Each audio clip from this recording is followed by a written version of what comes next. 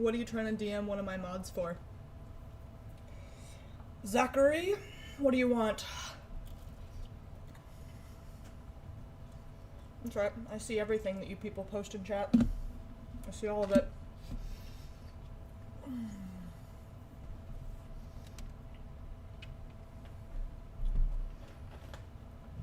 my god. I'm like 2 seconds away. What the hell are we doing? What is going on today? I'm like 2 seconds away from being the world's biggest piece of shit and ordering a private coffee taxi to my house because it's 1 p.m. and this bagel is the first thing I've eaten today and I have not had any coffee. And I have to... I've already been running errands. We're gonna do this for a little bit. I have to go to the gym and then I have to go to the strip club tonight. And god damn it. I don't have any coffee here. I don't have a way to make coffee here. Oh, fuck. I'm gonna die. I'm actually going to expire. Do you guys see this? Do you see the state that my room is in right now? Do you see this? There's a whole shelf missing.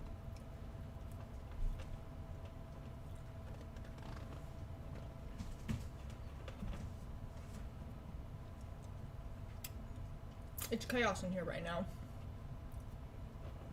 Can you see? Okay, sorry, I have Polaroids of my tits, like literally right here. I didn't know if you guys could see them. I think we're gonna have a box fight. My sister, what happened to your chair?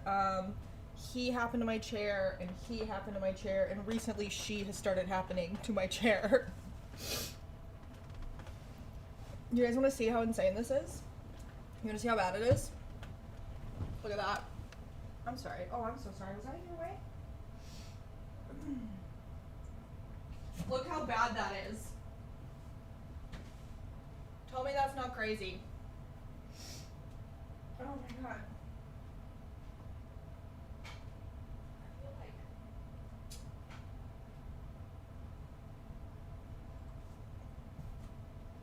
I forgot to take my Adderall today.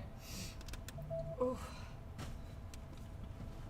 I feel like something happened to me. And by that, I mean like between a couple of nights ago and today. I just feel like I've lived through a major event. All I did was work at the strip club a couple of nights. But I'm old now.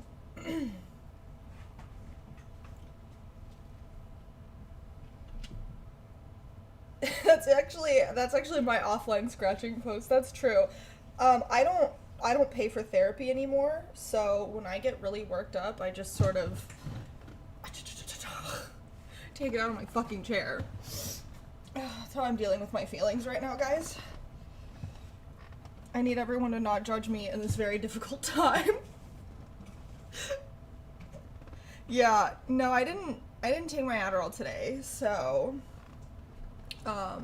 as you can see, I have not done any of my makeup. I did nothing with my hair. I just kind of found this on the floor in my room and put it on. And I didn't really have a plan for today. I didn't really have a plan for today's stream. I figured we would talk about the fact that we probably don't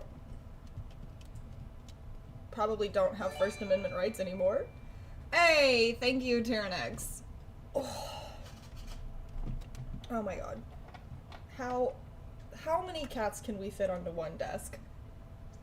You have a water fountain literally right over there and one downstairs. Okay, thank you. What's update? What's update our sub goal? Kill me, please kill me now. Please just shuffle me off of this fucking mortal coil.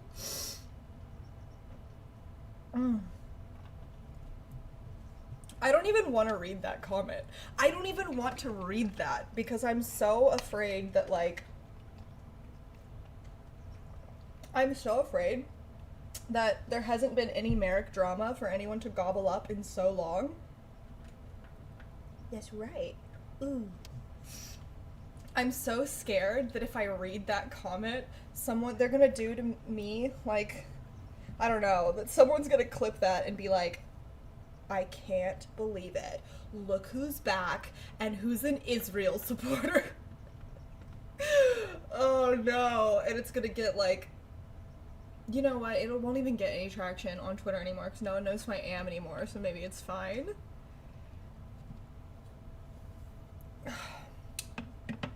What's going on? How are we doing? Okay, I have to go get a pizza out of the oven. I forgot. I have to go get a pizza out of the oven in like 10 minutes. Because I truly was not ready for this stream. I went to the grocery store and I got back and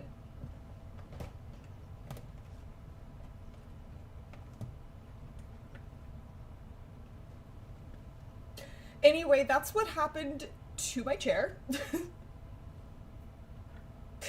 That right there, does that answer your question? That's what happened to my chair. Yeah, they would call me a Jewish shit lib. They would. Everyone who, like, didn't give a fuck that I was Jewish when they were photoshopping swastikas on my body, all of a sudden I would be very, very, very quick to point out that I'm Jewish. Yeah, that would be funny.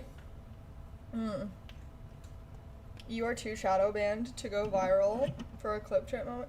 That's true. I probably don't have any hate watchers anymore. We're probably so unimportant now that we don't even have hate watchers. Because for a hot second, there was a ton of fucking hate watchers on this stream. You remember, there was a point where there were so many hate watchers where they were hate watching me on other people's streams. That was crazy. When they were hate watching me on Demon Mama's stream. Insane. Ugh.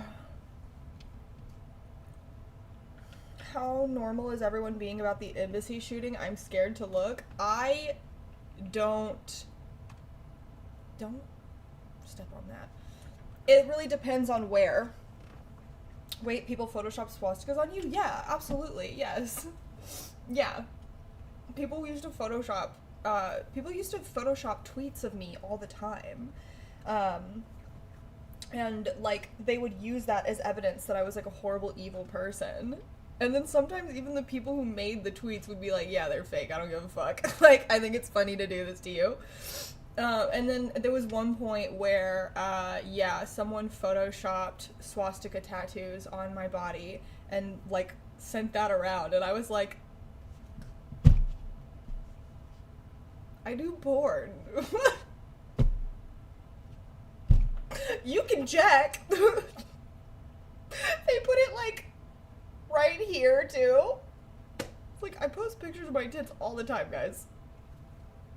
But they weren't doing it to... whoever made it wasn't doing it to, like, try and fool anybody. They were just doing it to make my life difficult and be evil. And then, you know, knowing that... But also knowing that, like, it would reach people who couldn't tell the difference and that it would make my life hard, basically. Didn't the FBI contact you over some guys online blaming you for a bombing or something? Yeah, do you guys want to do story time?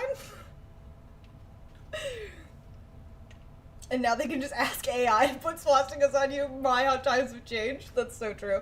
Yeah, okay, do you guys want to do, like a very brief story time? About when I had to be in contact with the FBI because, I was framed for the Nashville bombing. I am wondering less and less why I haven't heard from Merrick in so long. Oh, yeah. The ways that... Okay, so we've had a couple of people in chat put timelines. 2000 to 2023. Yeah, that's true. So people were, like, legitimately extremely, deeply deranged and evil to me online for, like, 3 years. Daily. Like, the amount of people that participated in it, it was fucking crazy. Like, journalists participated in it, blue checks participated in it, like, huge meme posters and stuff participated in it. A lot of your favorites participated in it. People who I was like, why the fuck do you know who I am? Why do you care? Why do you know? Why do you care? So, yes, I was... Alright, let's pull this up.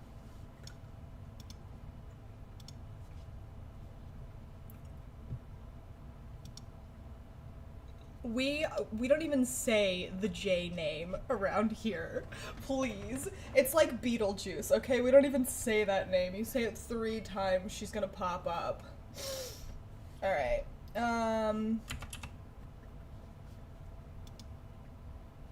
Do I have, like, another... Yeah, I do.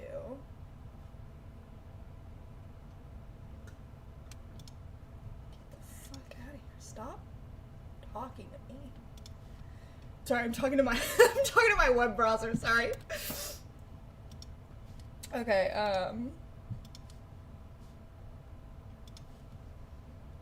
have I searched anything? No, I don't think I have any browsing history on here. Okay, check this out. When was the Nashville bombing?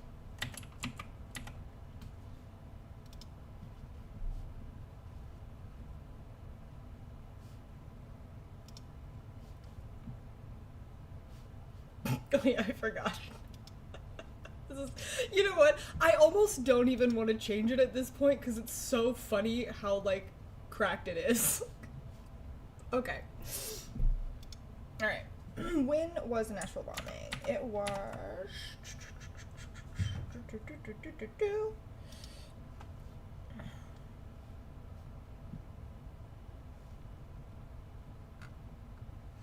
It was Christmas. What year?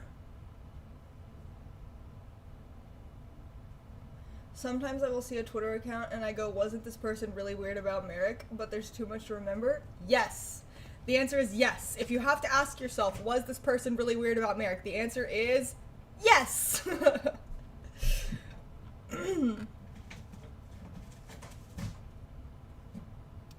I just want to know what year it was, because it was Christmas Day. Okay, so it's 2020.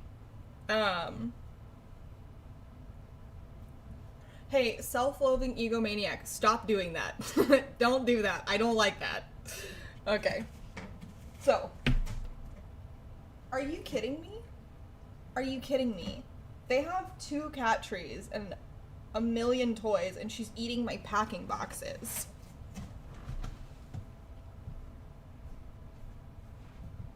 Stop. Don't do that.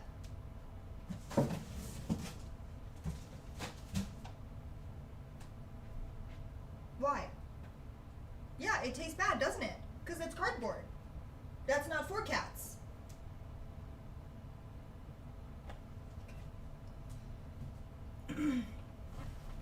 Idiot child. Alright.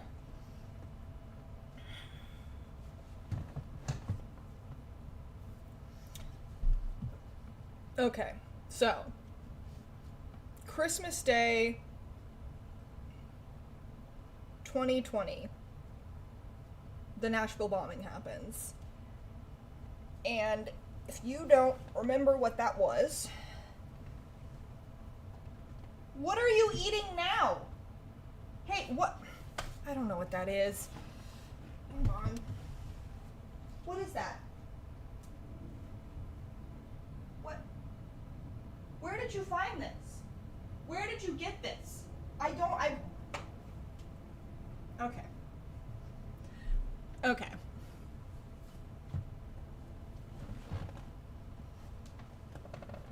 Yeah, no, everything is for cats, actually.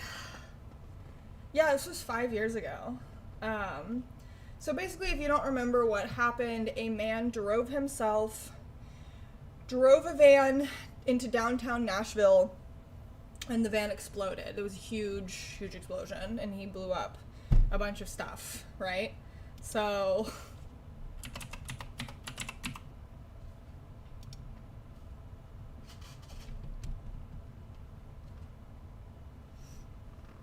do we have like a... Okay, here we go. Ooh, you guys want to watch video of it? Want to watch footage of it? Can I... Oh, we're doing it. What are you doing? Stop.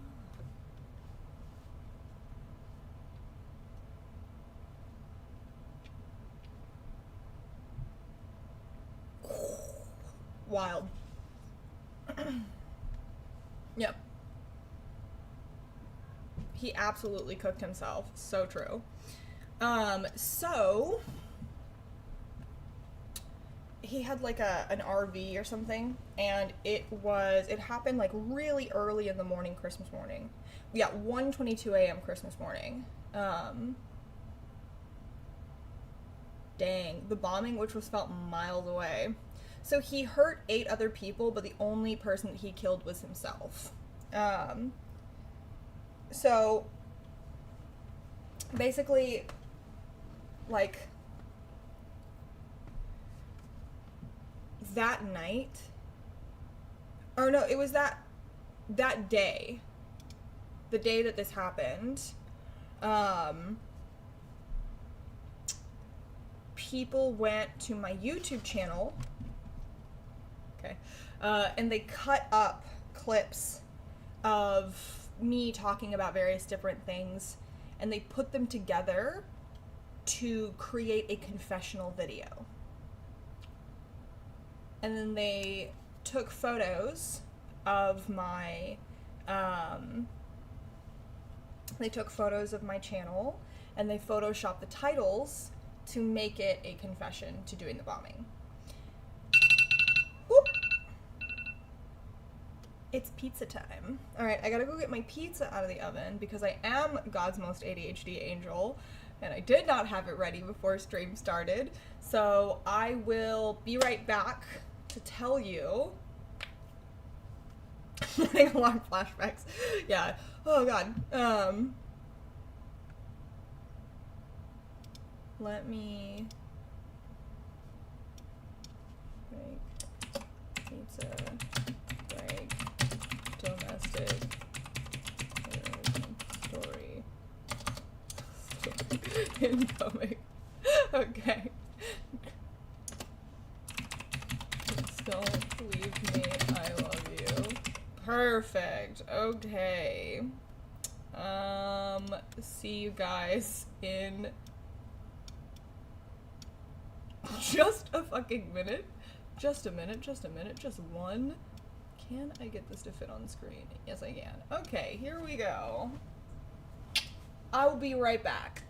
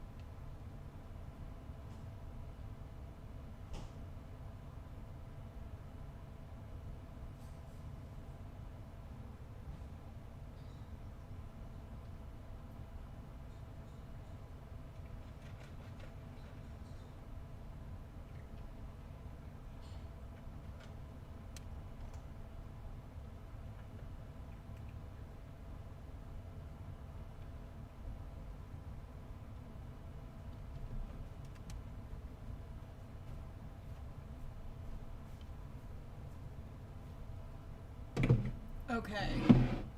Hey. I'm gonna go take my Adderall. I'm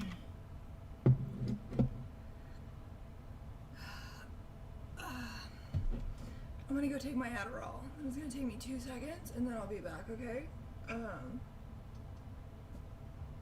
And then I have excellent news on the coffee front.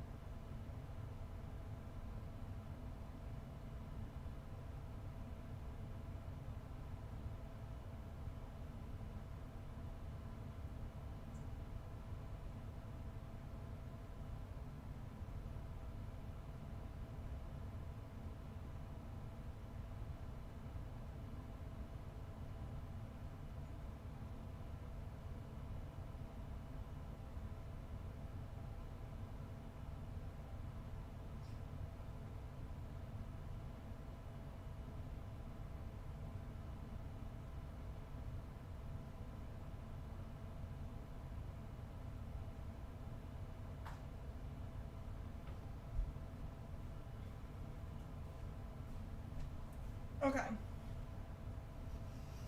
I'm back.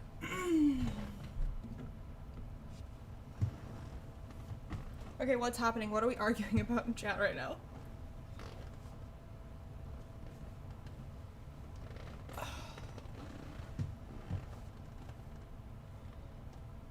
Oh, are we arguing about male rights? Not the concept, the user. Oh, we're just talking? Okay, cool.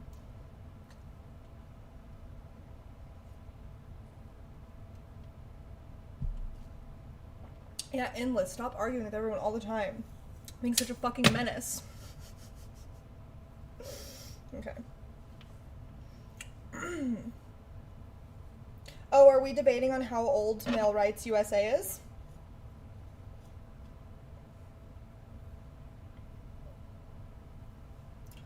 How old are you?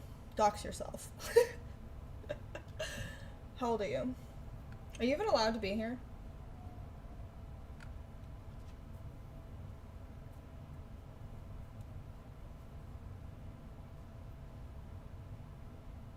Have I seen the new AI stuff? I've seen a lot of AI stuff, but yes, thank you, Endless. No, we're telling a story right now.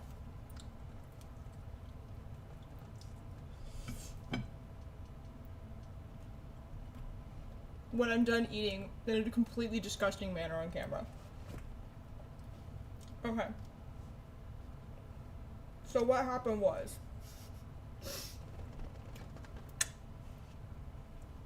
I know, but I'm so hungry. This is the first time I'm like, other than that bagel that I came on stream with, this is the first time I'm eating today. Alright, we have excellent news.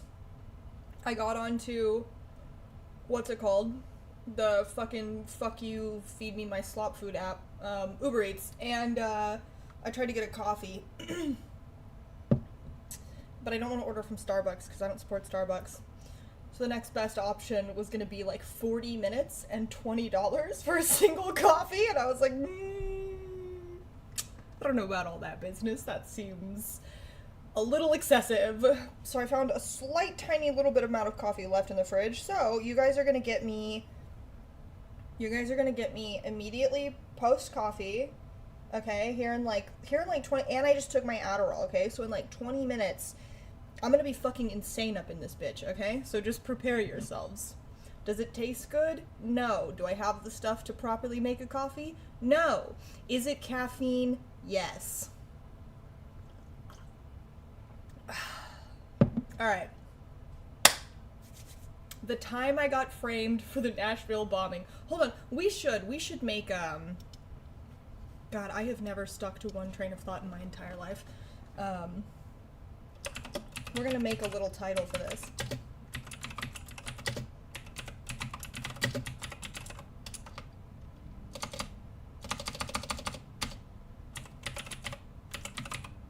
Yeah, we're learning Merrick lore.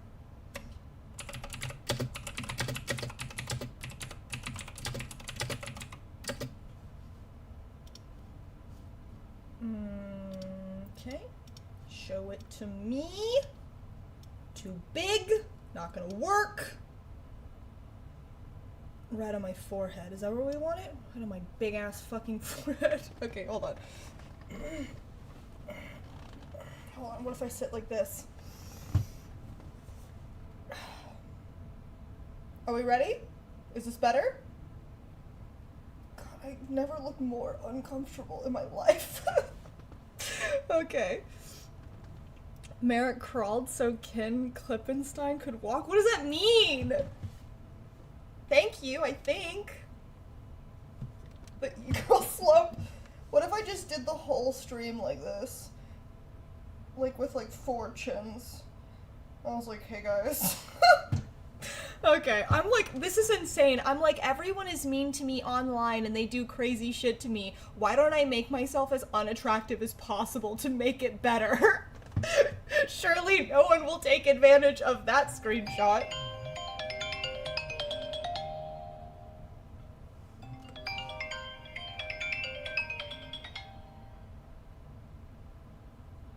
Hello, Father, you're on stream. Hey. Hey. Yeah, say hi to the stream. Hi, stream. Okay, they said hi back. See you. Okay, bye. He said absolutely the fuck not. Don't expose me to those people. That's so funny. Do you guys remember? He's like, I guess he's like walked on stream a couple of times. Oh, the FBI visited Ken Klippenstein twice. Fuck. Anyway, I'm mad at him right now. Not Ken Klippenstein, I'm mad at my dad. Okay. Anyway.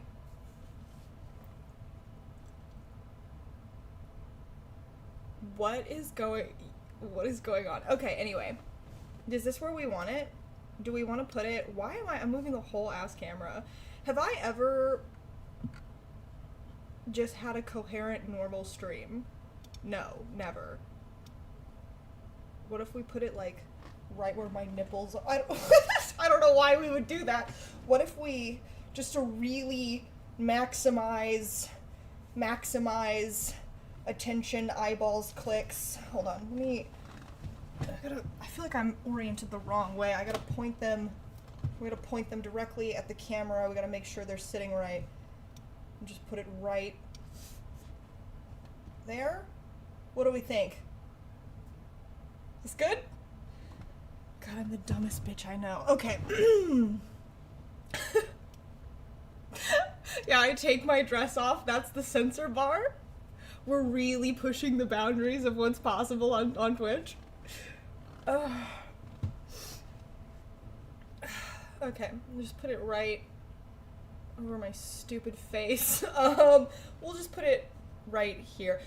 We're never gonna get to this story. We're just gonna do this forever, guys. That's actually I've tricked you. It's a bait and switch. There is no story. It's just this. Okay.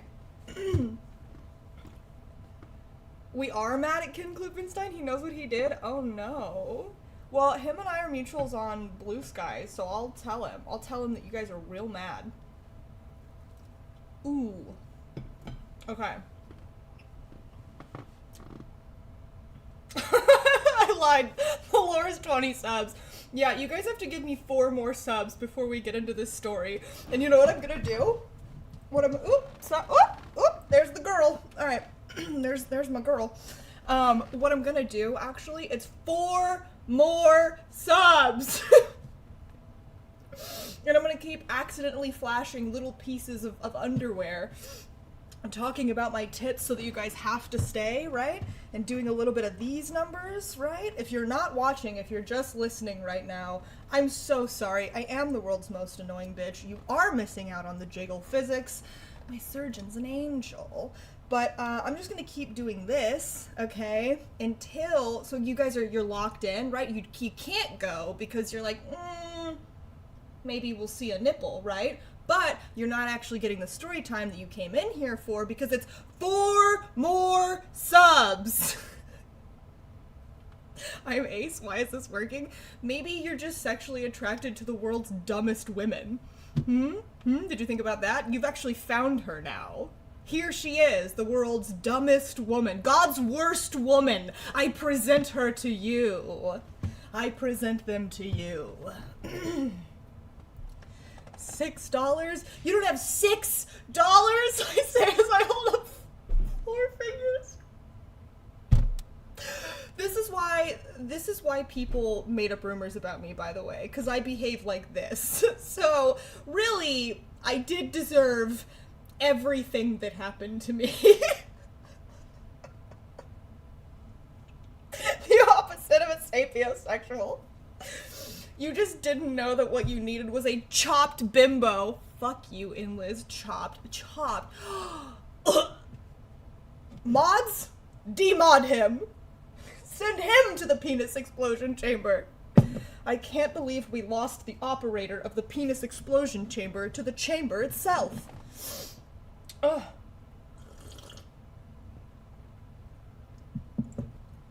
Any freeloaders willing to support women instead of saying you support them? To the Shadow Realm! Is it really $6 for a fucking sub now?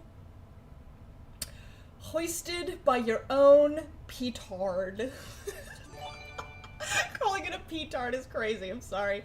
Hey! Reza Sutra! Gifting it to male rights is fucking hilarious. I'm sorry, that's so funny. Okay. Oh, we gotta update the sub goal. Fantastic. Thank you. It was a random sub, then that's even funnier.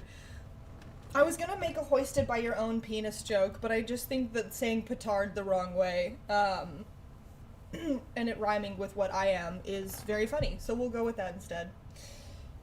Okay. What are we doing? Why do I hate it so much today? The patriarchy at work again. Okay, so here's what happened. We're not actually doing the 4 sub thing. Wait. Yes, we are actually. Wait a minute. Just kidding. I was just kidding. Thank you so much, Tyrannex. We literally only need 1 more sub, guys. I think we're doing the sub thing. What do you guys think about that? The sub thing. Am I even allowed to do? I probably shouldn't do that as a joke. I'm probably not even allowed to do that. Ugh. You know what's funny? I've never thought of myself as like a booby streamer. And I've definitely been accused of being a booby streamer before. Yay! Thank you, Tyrannex. Thank you. FBI, open up. You're really not? Oh, oops. Oopsie daisy. I didn't know. Please don't get mad at me, Twitch. I didn't know. I didn't do anything wrong, but if I did do something wrong, I didn't know. Oopsie doopsie doodle. You're not a booby streamer, you just have boobs. Well, so I used to get accused of being, and like occasionally when people don't know like who I am or what I do, they just, if they're arguing with me, they just see that I'm on Twitch. They'll be like, oh, you're a fucking booby streamer, right? And I think it's so funny because I was looking through, every time I look through old streams, I'm always like hair down, not done, no makeup. I've got like I have like the world's biggest t-shirt on. Like there's no lighting. I'm not dressed sexy at all. And I just was like, man, you know what's crazy is that I should have been a booby streamer. Like, so how many years have I been streaming now? Maybe not consistently, but like since 2020, right? 5 years. I should have been booby streaming. I never was. I'm a moron. I'm so dumb, dude. I never took advantage of it. Like even, so I don't know, I'm gonna try to wear like makeup and do better this time around. Like when I went to go make my I know words. Like I put on mascara underneath when I went to go take my medicine. But like, yeah, I just never ever took advantage of that. And I'm sitting here going, would I have a lot more followers if I had been like an actual booby streamer? Am I the world's dumbest bitch? Ugh, I don't know. Just feels like the alt reality where Merrick was a simple titty streamer and not involved in politics. No, I mean both. No, I mean both. Right? I should have done both. And I didn't. And now I'm just too old. I'm over the hill, you know? I'm ancient. God, practically spinster. 31 years old. It's too old to be a booby streamer, you know? What is 31, like 500 years old in e-girl years, right? The Coomer to Kami pipeline could have saved you. The Coomer to Kami pipeline was what I was like openly telling people I was doing, and they were getting mad at me and mocking me and making fun of me online years ago. And now I see so many girls on Instagram and TikTok where they're like, yeah, basically I just make myself really sexy, and then guys come and then they listen, and then I talk about anti-capitalism, and I'm like,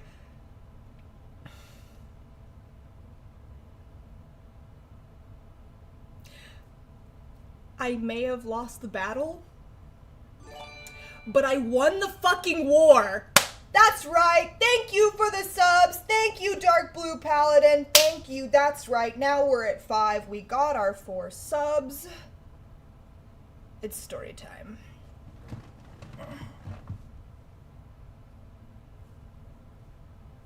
No, seriously, I lost the battle because when I talked about the fact, when I was like, I'm using my body as clickbait to get guys to pay attention to me, and then I'm going to start spewing leftist propaganda, everyone was like, that's so fucking stupid, you're so dumb, that's not how that works, you're just making it unsafe for women, blah, blah, blah, blah, blah. And now, like, so many girls online are like, yeah, that's what I do. And I'm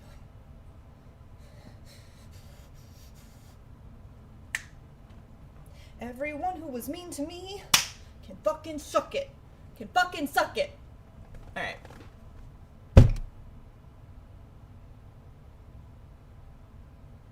It's good. It's good. Alright.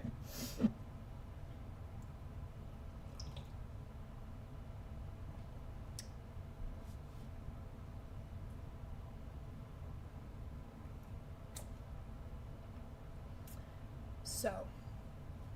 Oh, are a bunch of you telling me that I'm not too old? Thank you. Okay. So, basically, they mocked what they were afraid of. Yeah. Hassan, does that admit, why would women not be allowed to? See, male rights, I know that your, like, whole thing is anti-feminism, but I feel like I am the perfect example of why feminism is needed. Because of the shit that people did to me and the way they weaponized my body and my sexuality and my job against me for, like, no reason and, like, very hypocritically against their so-called leftist values, I feel like I'm a perfect case study in why we need feminism and how men and women get treated differently. Anyway. So, December 25th, 2020. Early in the morning, a man drives his van into downtown, abolish white women, shut up, into downtown Nashville, and he has a massive bomb in the van. Jeez, shut up, Atlas. and the bomb goes off and his van explodes. He dies, and like 8 people are injured. There's a bunch of property damage, stuff like that. So, at this point in time, I have been off of Twitter for like 2 weeks, I think, because I said that Joseph Stalin, was not a great person. A lot of people got very mad at me for saying that Joseph Stalin, was not a great guy.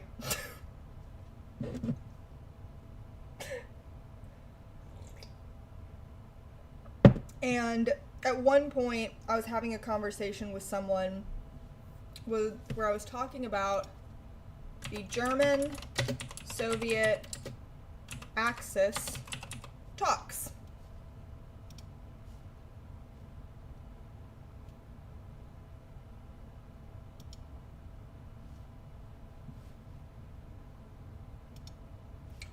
So, this is not the Molotov-Ribbentrop Pact. This is a separate thing, right? So when I brought this up, but was Stalin hot? That's the real question. Young Stalin could get it raw next. Anyway,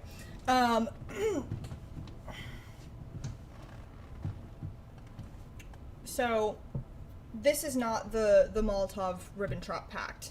This is a different series of talks between the USSR and Germany. And these happened pretty early on, so 1940, nominally concerning the Soviet Union's potential adherent as a fourth Axis power. So this was not like a, hey, we're going to leave each other alone, we just won't fuck with each other conversation, series of meetings. This was a, hey, we, the USSR, will join on and be on your side of the war. Now, this was really early, but it ended up not falling. It ended up falling through and not happening, right? So, this is very well documented. There's like a New York Times article. There's like a New York Times article that is from around this time that details it that I had read. Because the Nazis wouldn't give Poland to the Soviets, correct? Yeah, so I'm not quite sure which country it was, but there was a territorial dispute, which is why this ended up falling through. And let's be so honest here. Ooh, cute. We got a little emote. So anyway, this ended up falling through, and then of course later Russia would be absolutely pivotal in defeating Nazi Germany, right? So no one is saying that that wasn't the case. I was talking to somebody when everyone was mad at me for saying that Stalin was not a great guy, and I just kind of mentioned this, and that really made a lot of people very, very, very angry. They said that this was not real, this never happened, this is fake, it's made up, and that it's Nazi propaganda, and that if you believe that this very well documented historical event happened, that you are a fascist and a Nazi. And they said that I was spreading Nazi fascist propaganda by knowing that this event happened. So was it Finland? Hold on. I think actually, because I am curious now what country the territorial dispute was over.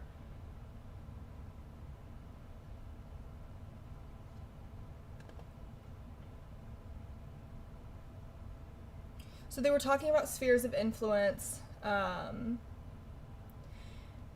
Yeah, Hitler encouraged Molotov to look south to Iran and eventually India to preserve German access to Finland and to remove Soviet influence in the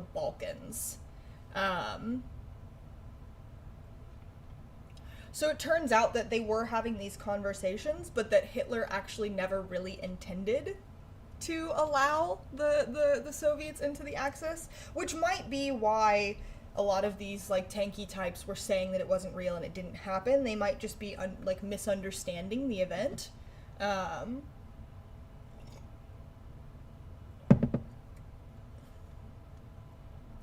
So, Molotov remained firm and sought to remove German troops from Finland and to gain a warm water port in the Baltic. Soviet foreign policy calculations were predicted on the idea that the war would be a long-term struggle, and so German claims that the United Kingdom would be defeated swiftly were treated with skepticism.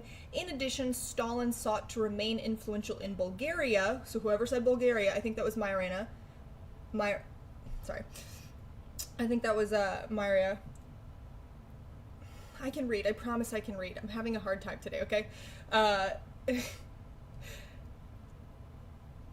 Bulgaria and Yugoslavia, which of course no longer exists. But yeah, so that was the territorial disputes which ended the Soviet interest in joining the Axis powers, to which Hitler probably was never going to actually follow through with anyway. Oh, it was Terranex? Okay. Anyway, I can read.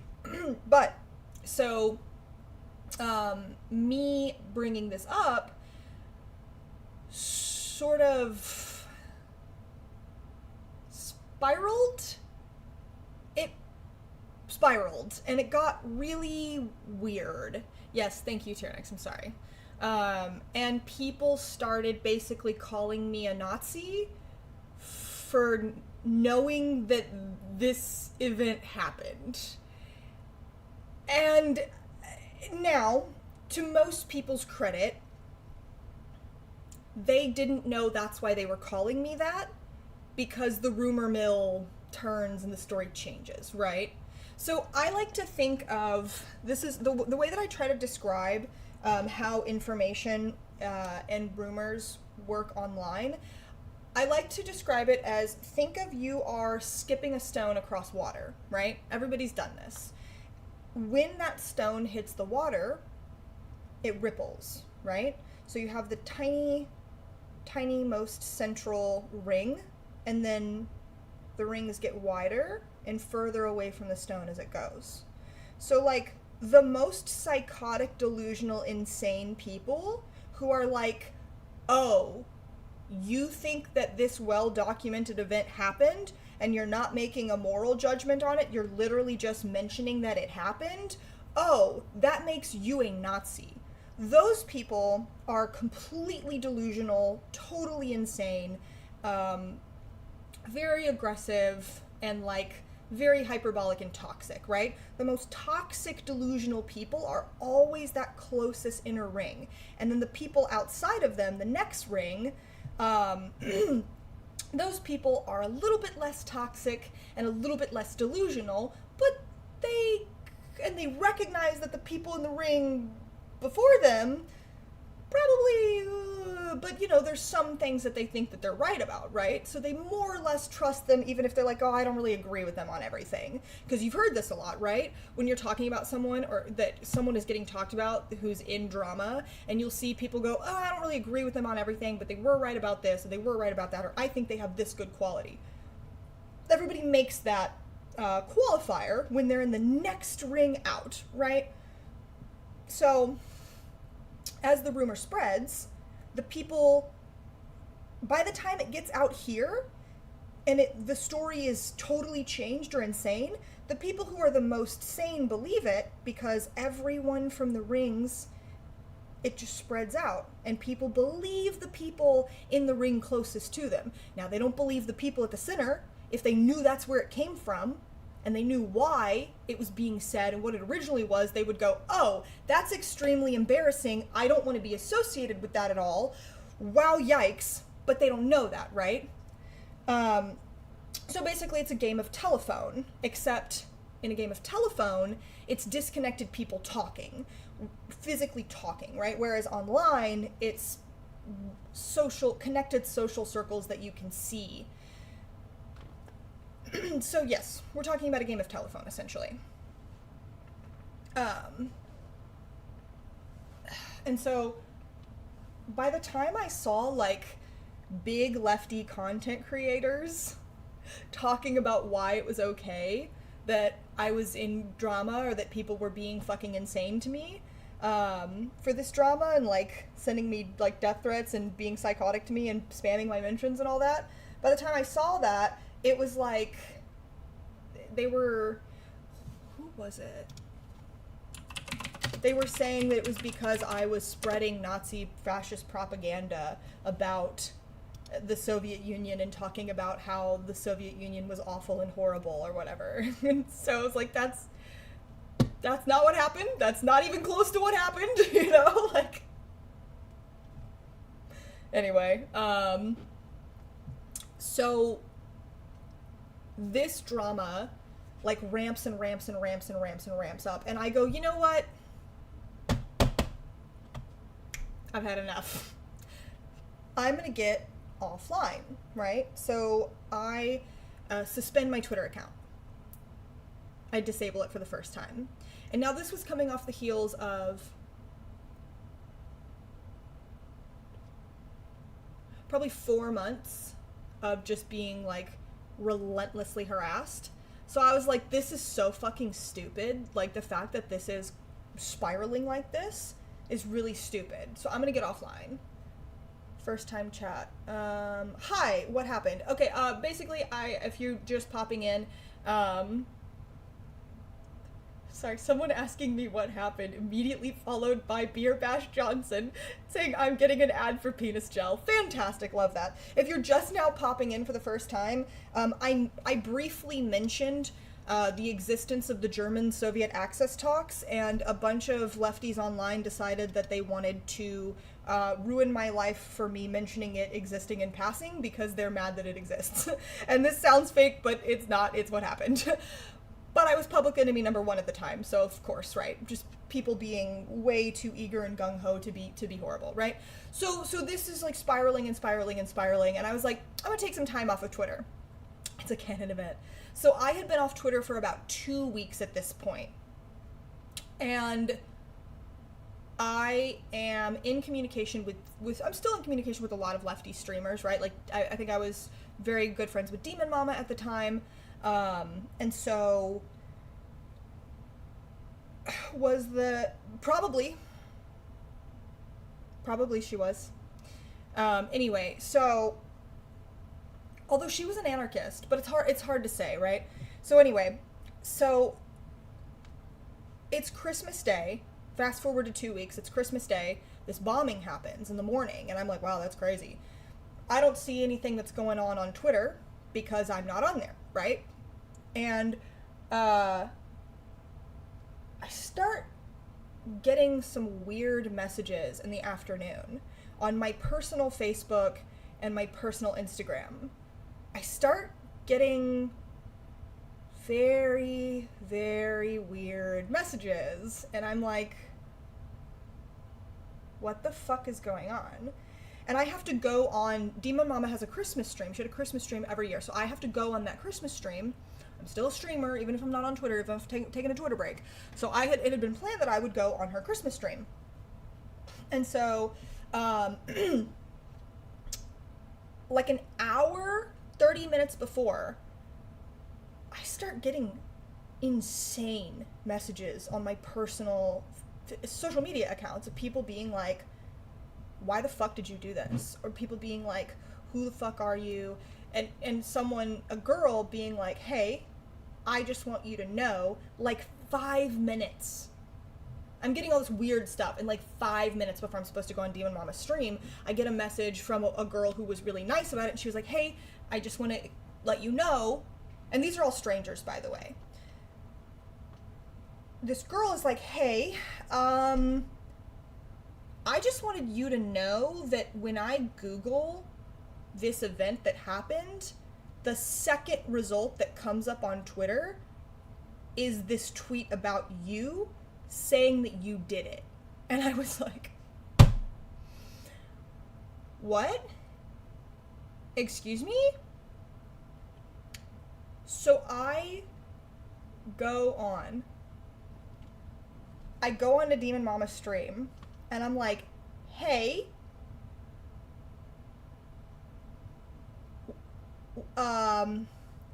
what's going on? And Demon Mama was like, hey, I actually know about this already. When I get on Demon Mama's stream, I may be misremembering this, but I think that when I got on Demon Mama's stream, I think everyone knew about this before I did. I think I was like one of the last people to know. I'm fairly certain that when I got on Demon Mama's stream, she was like, hey, so some shit's going down. And I was like, yeah, it looks like some shit is going down. So the tweet was, somebody had gone onto my YouTube channel and they had cut up one of my YouTube videos and stitched it together to make a video of me confessing to doing the Nashville bombing. And then they had taken screenshots of my YouTube channel and photoshopped one of the titles to make it a confession title. And they had posted it earlier that day, and it was going viral. So it had gotten into the Google search results somehow. I don't really know how that works, so I don't know if that's normal. I didn't think that tweets going viral would make them like the second hit on Google. I don't know how. Maybe back then that was normal. Maybe that's normal now. I don't know, right? So I can't comment on that. But I obviously had to log back into Twitter. I had to reactivate my account, and I was looking through this stuff, and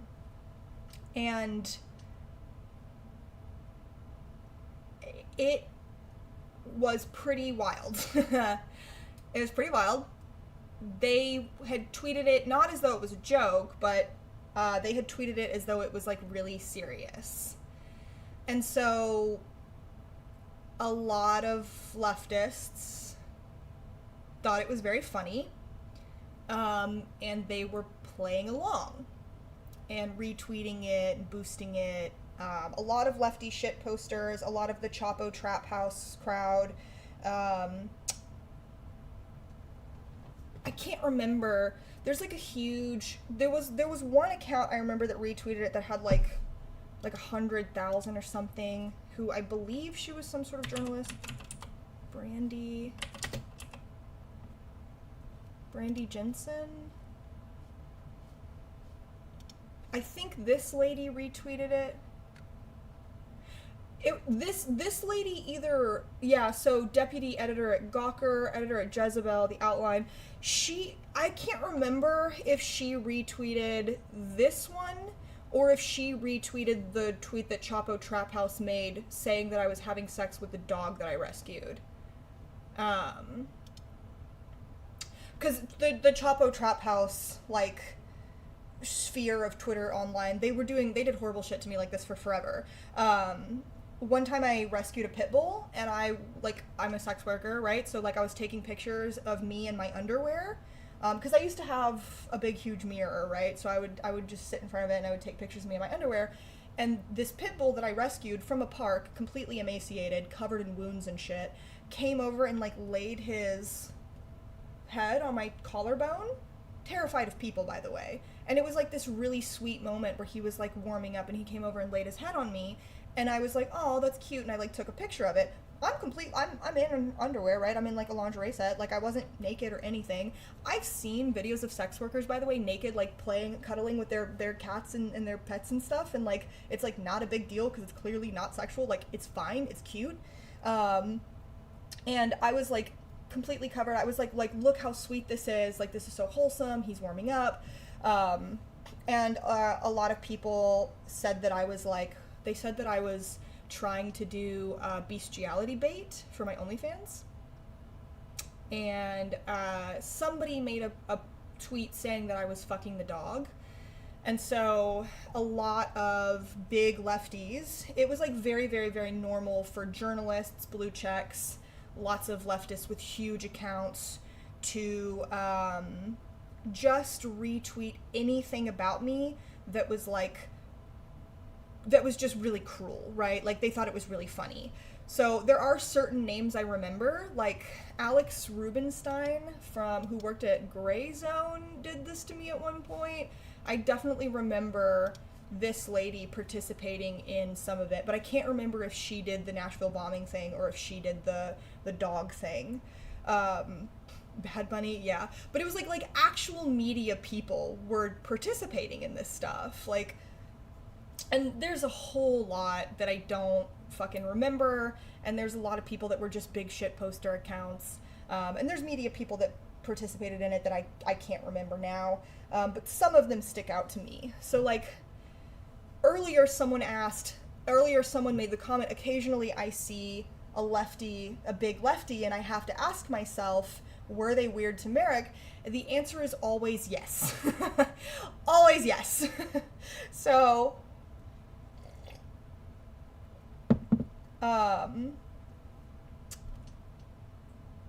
it was a very weird time, and I, at the time, could not understand, but a lot of people thought it was really funny, and then as I was going into the comments, I started to realize that right-wing militia members were taking this seriously, and they were trying to get my personal information. So there were some lefty accounts that were giving my personal social media to like 3%ers and oath keepers and stuff, and like telling them who I was. So that was really scary. The reason why this was really actually legitimately scary was because at the time that this happened, at the time that this tweet was made and that this tweet was getting a lot of traction and getting a lot of attention, I was being doxxed on 4chan at the same time. So I discovered on stream with Demon Mama that I had been doxxed on 4chan while we were looking at this tweet. And so while I was discovering this, the FBI was contacting, my husband was talking to the FBI. My husband at the time was talking to the FBI, basically. And so, when I went on Demon Mama's stream, she was like, hey, so we have looked at some of the accounts that, you know, the person who posted this, the main poster, we've looked at their account, we've looked at who they follow, we've looked at who they interact with. Some of these people are very scary people.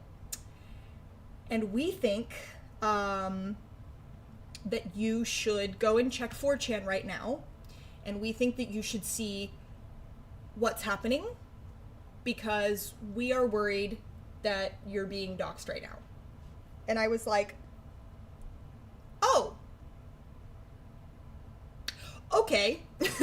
So this is happening. This is being told to me on stream, right? So I go onto 4chan, and I find that someone is talking about how they know me. So they are talking about me. I am being doxxed on 4chan. Someone is talking about how they know me.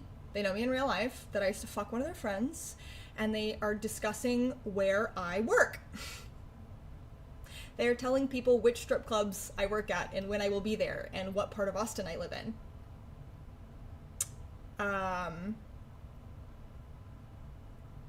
So I am on stream finding all this out, and Demon Mama has a lawyer from her community come on. Now, Demon Mama has been online for a lot longer than I have, and this lawyer is a lot older than I am, and he's like, hey, listen, typically when we see this happen, this is something that 4chan does to people to try and get them doxxed, basically. 4chan is doing, this is like a coordinated thing, that there are some people this is like a coordinated thing that, you know, people who post on forums like this, that they're doing to you because they want people to hurt you. They want someone to hurt you, right? So they're giving your information, they're giving private information about you, they're telling people your location, they're telling people where you work, they're telling people what your real name is, and then they are also putting this tweet out. They're doing this at the same time in conjunction. It's possible, it's really, really possible that they're also going to try and SWAT you. So this lawyer was like, hey, I am not your lawyer. However, as a human being, having seen stuff like this before, and having lived through Gamergate, what I recommend is that you take anti-swatting measures. They were like, you know, I recommend that you call APD, Austin Police Department, and you let them know what is going on right now, and tell them that if they get a call of something crazy happening at your house, to not SWAT you, right? And I'm like, okay, cool. So I don't just live alone. I have a husband, I have like 5 animals, I have a roommate at this point. So I'm like, okay, the ethical and responsible thing for me to do is to call APD and take anti-swatting measures, right? So I do that. I'm like, hey, I'm gonna get off the stream. I'm gonna take care of this then. Thank you so much. Obviously, this is very scary. I need to exit the stream. I need to go take care of this. I need to take care of my family. I need to be responsible for my roommate. I need to go be responsible right now. I need to handle this situation. So I get off the stream, call APD. I let them know what's going on. I'm like, hey, you know, this is where I live. I'm a streamer. If you get any sort of psychotic calls, please do not come and smoke grenade my house and shoot my dog, you know, like, please, I have a pit bull, please do not come to my house and shoot my pit bull, you know, like, yeah, do not come.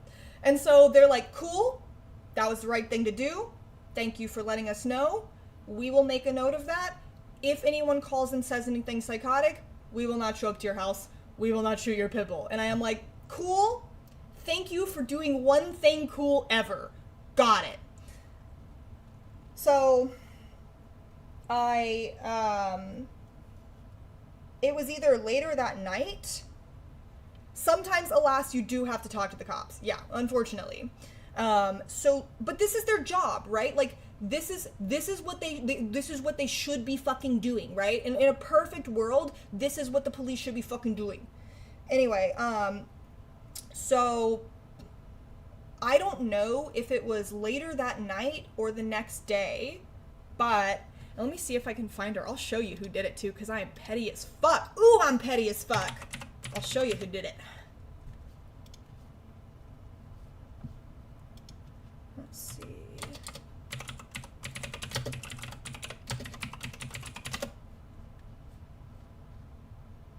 The lefty. She goes by Jizzwitch, or her @ is Finger Blaster.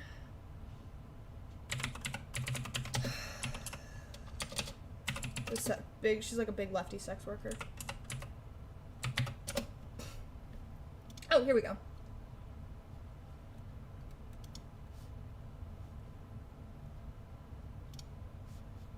This girl. No, it was this girl.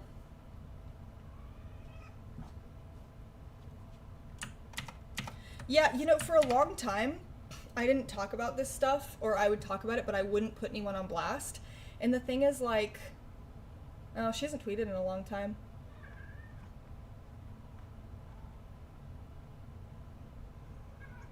That would be crazy if we could find it. Looks like it's either private or she deleted it. Because December... Oh, wait, no, hold on. Anyway, so... These things are all out of order. Looks like she hasn't been online in a very, very, very long time. I wonder if we can control F.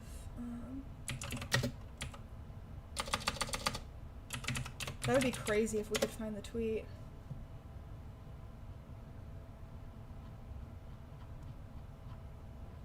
Wouldn't that be fucking crazy if we could find the tweet? Yeah, these are all over the place. Totally out of... Here it is. Here's the tweet. Here's the fucking tweet.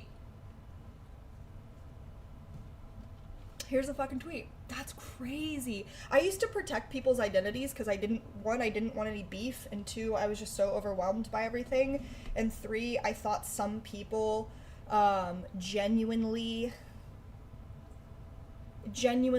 really thought they were doing the right thing and thought I was evil, so but this is her. This is the fucking tweet. That's crazy. Hi, Vacant Redacted, thank you. So I get on Twitter and I wonder if we could see any of the, there's no, we have to sign in, okay. Wait, hold on. Let's see if we can, wait a minute. Oh, I don't think I'm gonna be able to see any of the, oh, thank you, Beer Bash. I don't think I'm gonna be able to see any of her nudes on, because I'm scrolling logged out from a different Google Chrome profile. So let's go to my main Google Chrome profile. Okay, here we go. Let's go see it.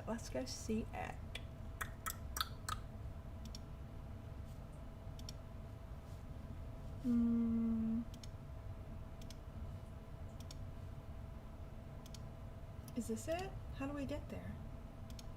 Is this it? Perfect. I'm a real streamer.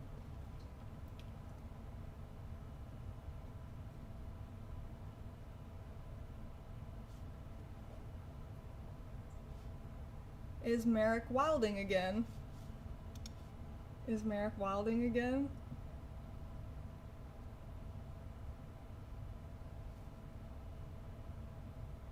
Putting out an all... Yeah. Okay, so this is a reference to the... Putting out an all-points bulletin for Mineshaft Enjoyer 1917 because they said I was dog-pilled. This is a reference to the tweet that said I was fucking my dog. Yeah. So this is the kind of shit people were saying about me.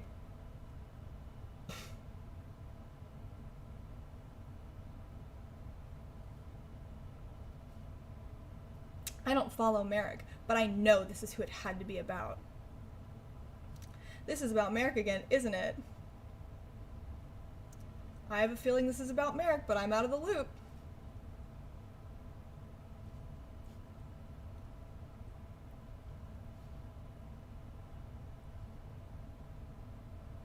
Merrick really went full circle and became an ironic parody, but overdid it straight into the cringiest version of an IRL meltdown. It has been a spectacle to see this unfolding like a smoldering dumpster fire rolling itself off a cliff. Oh, so what happened to her was a lie?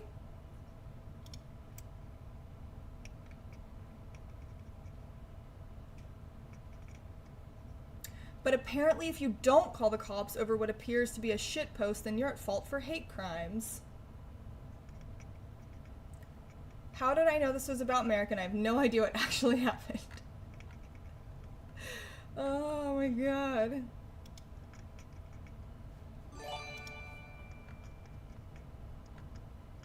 Bro! Thank you! Holy shit! Thank you, that's so cool. I really appreciate that. What was that? 5 tier 1 subs? Thank you. You sweet angel. That's awesome. I appreciate that. But yeah, really fucking wild. Really wild stuff. So anyway, I get... So I get back online. and I see that this has happened. This tweet has been made. And so people take that tweet and they just take it at face value. And so this starts popping up everywhere that I called the police on someone. So I start seeing all these tweets about how I'm a dangerous Karen that's going to get someone killed. And from this, because I had gone to Louisville, I had gone with Erica, the white trash socialist, to Louisville in September of that year because I was going to get hands-on training from her because she was a combat Army medic. And I had taken a bunch of first aid, stop the bleed classes, and I was trying to learn. So when I had gone there, there had a bunch of drama had popped off there. And from this tweet, I started seeing people who were like, oh yeah, I live in Louisville, I was there. She was calling for people to attack the cops, and she was calling for violence while she was there. And I saw all of it, and I was like, what? And so that person started getting traction, and then someone else saw this happening and said, if you ever feel bad for Merrick DeVille, remember that she went to Black Lives Matter protests to promote, to do nothing, and she didn't help anyone, and she got people hurt, and she promoted her OnlyFans. And I was just like, what the fuck are we what are we talking about right now? Just insane. Just a lot of like it just so spiraled out of control, and like everything was turned into like, it's okay that we did this to her. And then after this happened, because it like upset me, and because people made such a big deal about it, and people claimed that I called the police, it became a meme to claim online that I had done domestic terrorism events and mass shootings after this happened, because people were like, oh, that really upsets her. So for like a year after that, people claimed and would make fake tweets and like would try to get it trending that I was responsible for whatever current mass shooting or whatever had happened. And so, like, this so much spawned from this, it's insane. And this is where the Merrick did 9/11 meme comes from. So, like, anytime you see something being like, Merrick DeVille sunk the Titanic, or like, Merrick DeVille did 9/11, like, this is where it comes from.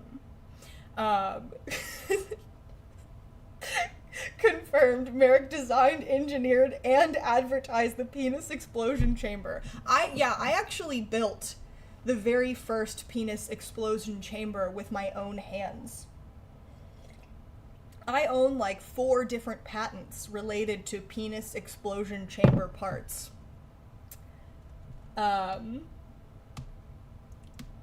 I think I saw Merrick did the Black Plague a few times. Yeah. So it like became a meme.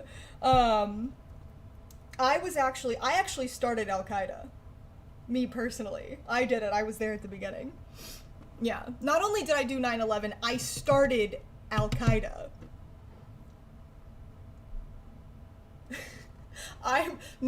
Saying Merrick killed Caesar. I stabbed Caesar.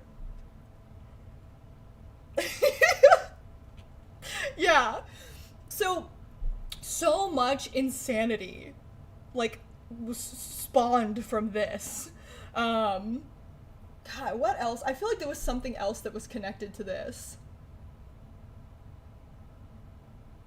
I can't remember, though. E2. Merrick. E2. But, gosh, what a weird time. I did steal your catalytic converter. That's true. That's pretty true. If you've ever found that the copper wiring has been stripped out of anything you own or your home,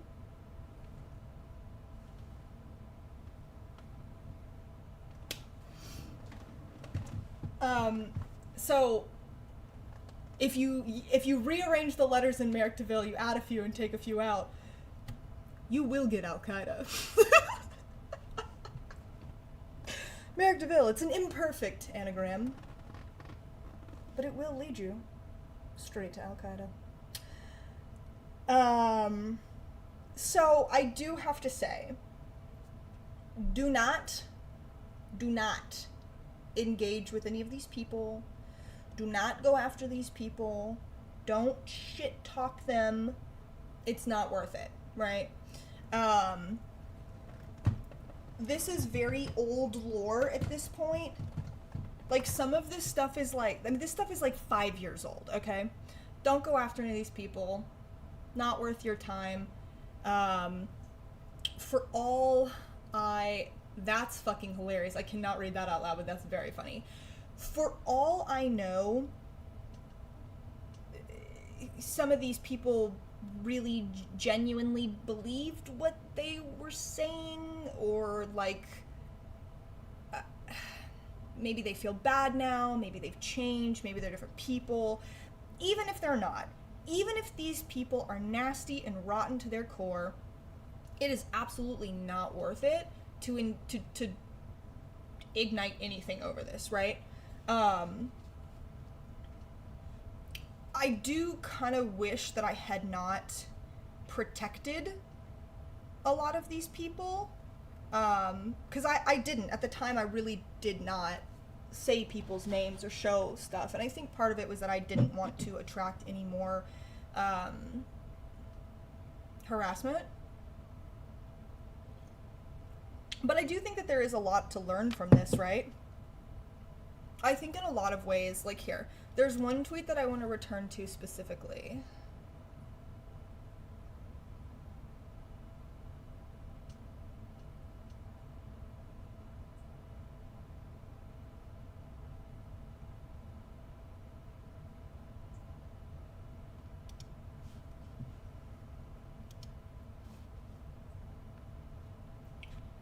So,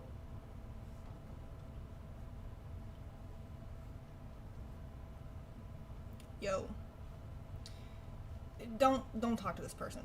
It's not about this person, right? But like, look at this. Eco-socialist, libertarian, just a friendly neighborhood immigrant, anti-fascist, NB, human rights, BLM, in the duopoly, green syndicalism. And then they're talking about how, like, they love seeing all this unfold. I'm a parody. I'm so cringe. I'm having a meltdown. Like, this is probably a genuinely nice person.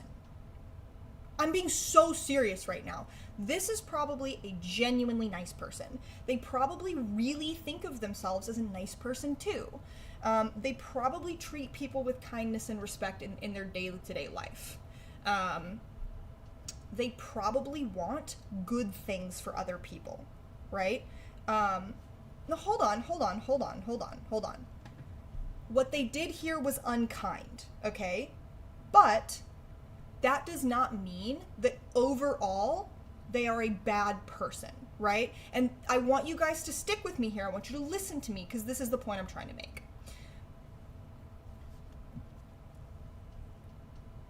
It is very, very easy. It is very, very, very easy to fall into kind of mean-spirited mob mentality. It's very, very, very easy to hear nothing but bad things about a person, and so you have no reason to not believe them, right? A lot of these people had never interacted with me. They had never had a single conversation with me. They had seen fake tweets, right, that they believed were attributed to me. They had heard the worst version of rumors about me, right? And maybe they saw some stuff I had tweeted that was out of context, or that was maybe me being a little bit ignorant, right? Because we're not going to pretend like I did nothing wrong here. I said things that were ignorant. Now, did I say that, did I at the time like dig my heels in and defend it myself, being like, hey, I'm sorry, I don't mean anything malicious, like, yeah, I'll try not to blow anything up. Have fun. Have a good time. That's really sweet. So, like, did I say things that were dumb or that were wrong? I did, right? And then did I try and, like, defend my intentionality afterwards, which pissed people off more? I did. So, I think that if you only see me arguing, fighting for my life, and then you see all the nasty shit that people say about me, you're probably gonna think I'm a bad person, right? You're probably gonna think that saying all this stuff about me is justified. So I think that there's stuff to learn from this, right? Because we are not immune to behaving this way. We're not. None of us on this stream. I went through this. And for years I went through this. And still sometimes I have to catch myself because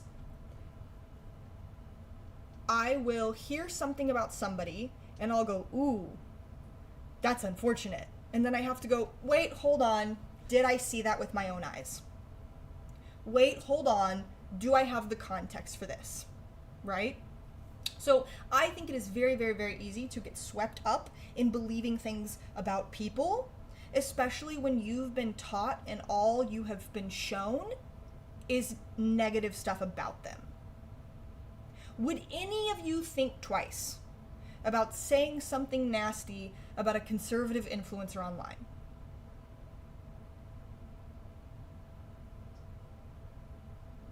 No. To these people, I was a conservative influencer. Right? So, I think, yeah, you are not immune to propaganda, regardless of if it's by the feds or Twitter users. No one is immune to anti-America propaganda. I think that what we can take from what happened to me is that you have to be so careful. You have to ask yourself, am I treating the person on the other end of the screen like they are a person? It's okay to get mad at people, right? It's okay to shit talk people. I argue with people all the time. I shit talk people all the time. Online. I don't really shit talk people in my personal life, right? Because I don't have people around me that I don't like. But I think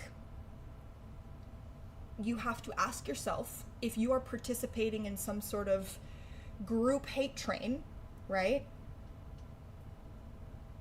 Is what I'm doing here cruel? Is what I'm doing here productive? Is what I'm doing here something that if I were on the receiving end of it, I would be okay with this happening to me, right?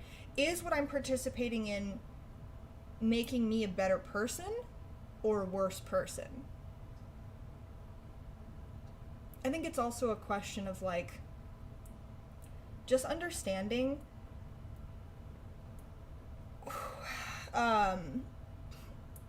understanding that like a lot of people will do things for clout, right? A lot of people will be nasty for clout, and they'll get swept up in it, and that's kind of human nature, right? Unfortunately. Something that I learned when I first got online, I truly believed that people came to leftism for the same reason that I did, right? And I think that there's like a fundamental lack of empathy there on my part, actually, because I wasn't able to step outside of myself. I thought, I come to leftism, I'm here online looking for community, so full disclosure, before I blew up on Twitter, because I blew up on Twitter in like 4 weeks, I had like under 100 followers, and 4 or 5 weeks later I had like 35,000 or something like that, right? It just kind of happened. and I was not prepared for it. Before that happened, I was not, like, online. Like, I had, like, a Facebook, you know? And so I had no idea what Twitter culture was like. I had no idea what online culture was like. Oh, I was not prepared at all. No. Nobody warned me. I was not cynical. I was very naive. I was very gung-ho. I was very cutesy. Like, and people thought it was very cringe, right? But so, I truly believed that I was a leftist. I was a fucking normie, yeah.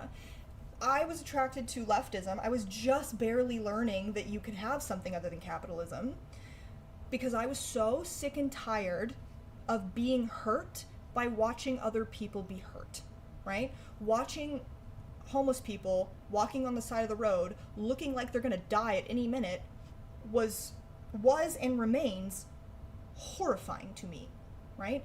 The brutal nature of the society we live in that treats people like they are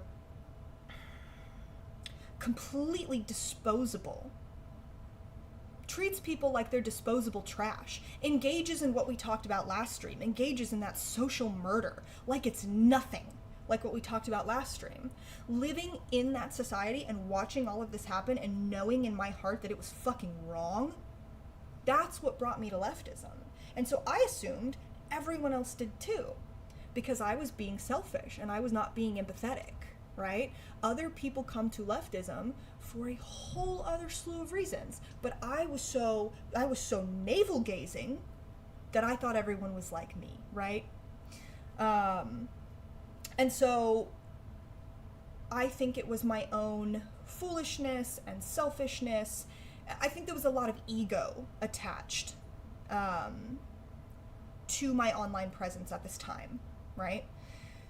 I wanted to defend myself when people said crazy shit about me or interpreted me in the worst way possible or took an obvious joke and were like, what a dumb bitch, you know? Because it used to be like, I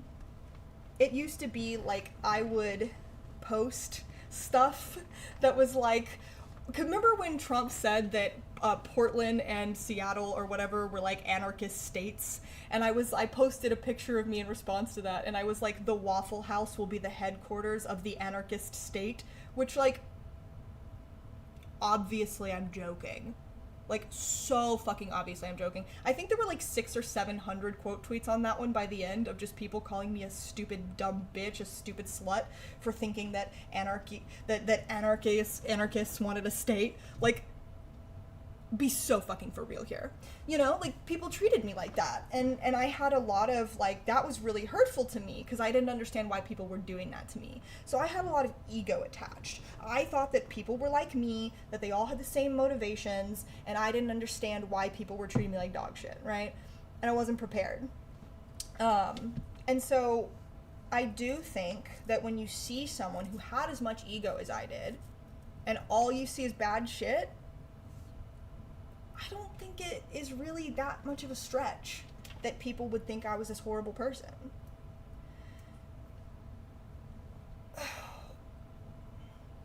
So, what we can take from what happened to me is, one, I think you truly, truly, truly need to keep your ego in check. I think that if I had not tried to defend myself as much as I had, I think that if I had understood that what was happening to me was not necessarily about me, and that if I had,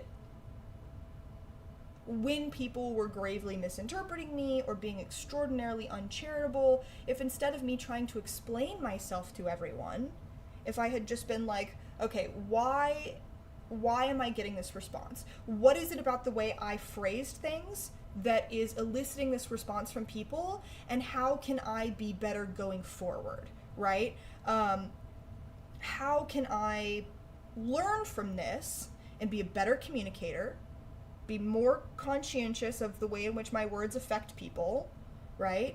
But I didn't do that because I was so attached to my own ego that I was like, I can't believe these people are doing this to me. So that's a takeaway. I think another takeaway that's important is, one, you have to kind of let people be insane. You have to let it roll off you, because otherwise it'll make you fucking crazy. Because it made me a little bit crazy. Let's be real. It made me a little bit fucking crazy. I really spiraled for a while. And 3, I think we need to be very careful of whether we are participating in like legitimate mob mentality or not. And I think that we need to be conscientious of like whether we are being really cruel to people or not. Because I think that it's kind of easy to be cruel to people and not even realize it, right? You think you're making a snarky joke. That might be the 100th time they've seen something kind of mean directed to them that day. Like, the other person on the other person on in your screen, that little Abby, that little image that you're staring at, that's a real person. That is a real person with real feelings, right? And a lot of the time, if that person is being kind of mean and kind of shitty to you, they're probably going through it. They're probably really unhappy, right?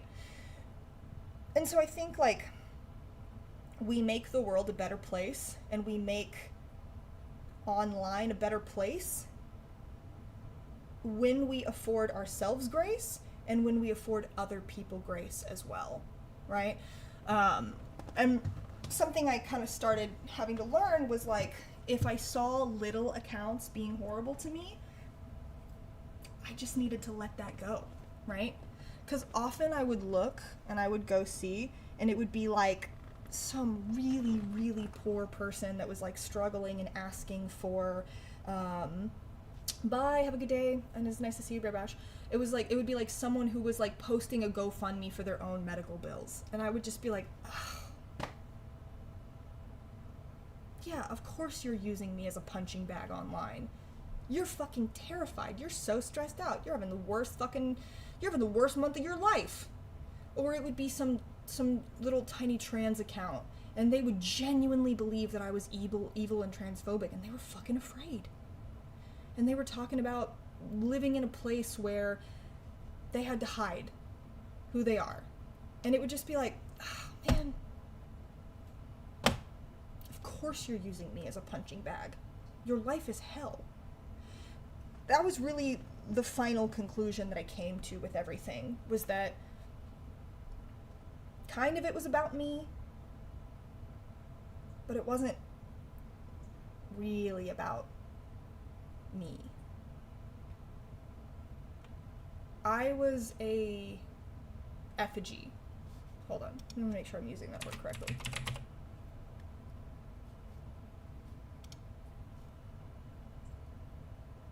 No, not exactly. I was an idea.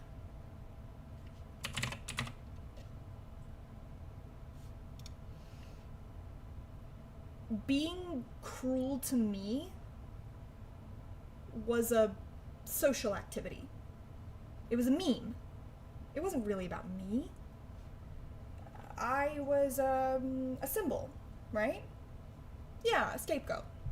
I was a symbol.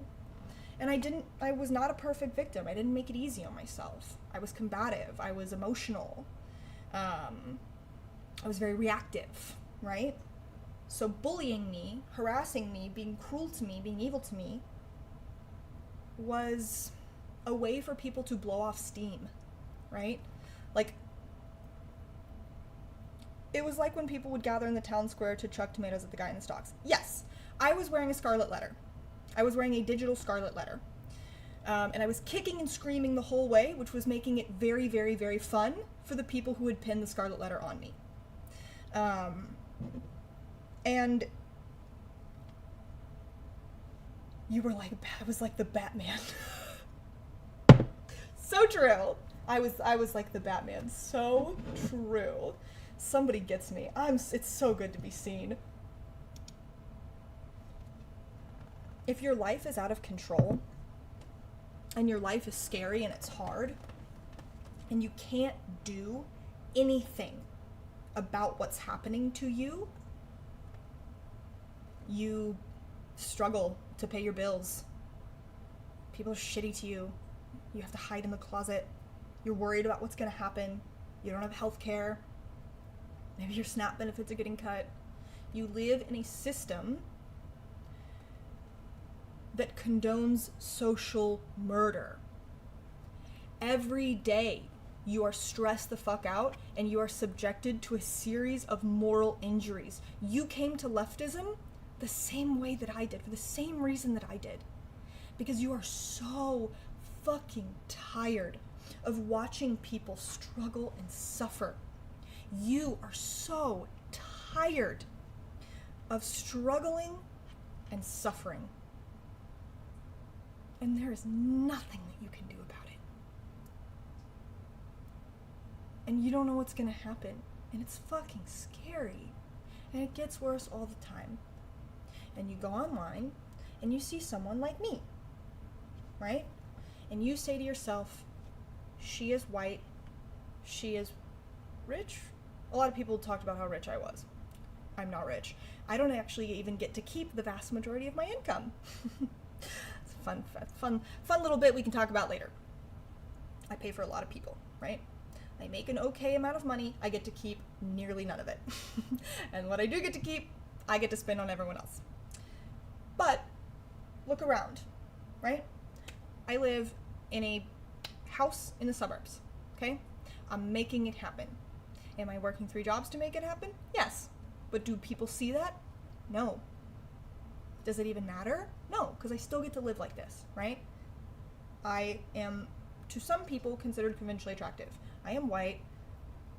I don't have like generational wealth. Like, I take care of some of my parents, actually. There's no like built up wealth in my family. There's nothing like that. There's no property. We don't own stuff like that. Nobody has residual income. Like, but I'm doing better than a lot of people are. Do I have health insurance? No. But when you look at me, you see someone in an extreme position of privilege. You don't know that I've been on my own since I was a teenager. You don't know that I've done sex work since I was a teenager to survive. You don't know what I have to do to pay these fucking bills. You see someone who has the things that you want. You see someone who you think is living life on easy mode.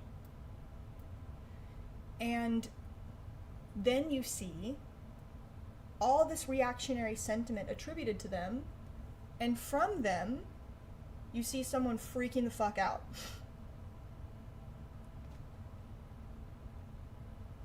So you take your frustrations out on them, right?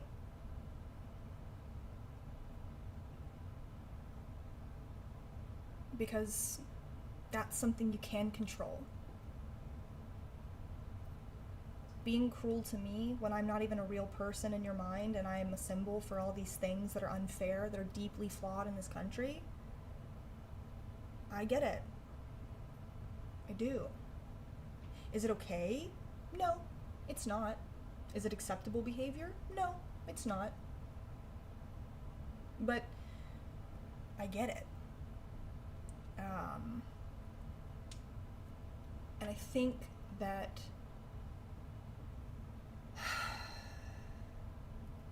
it's very easy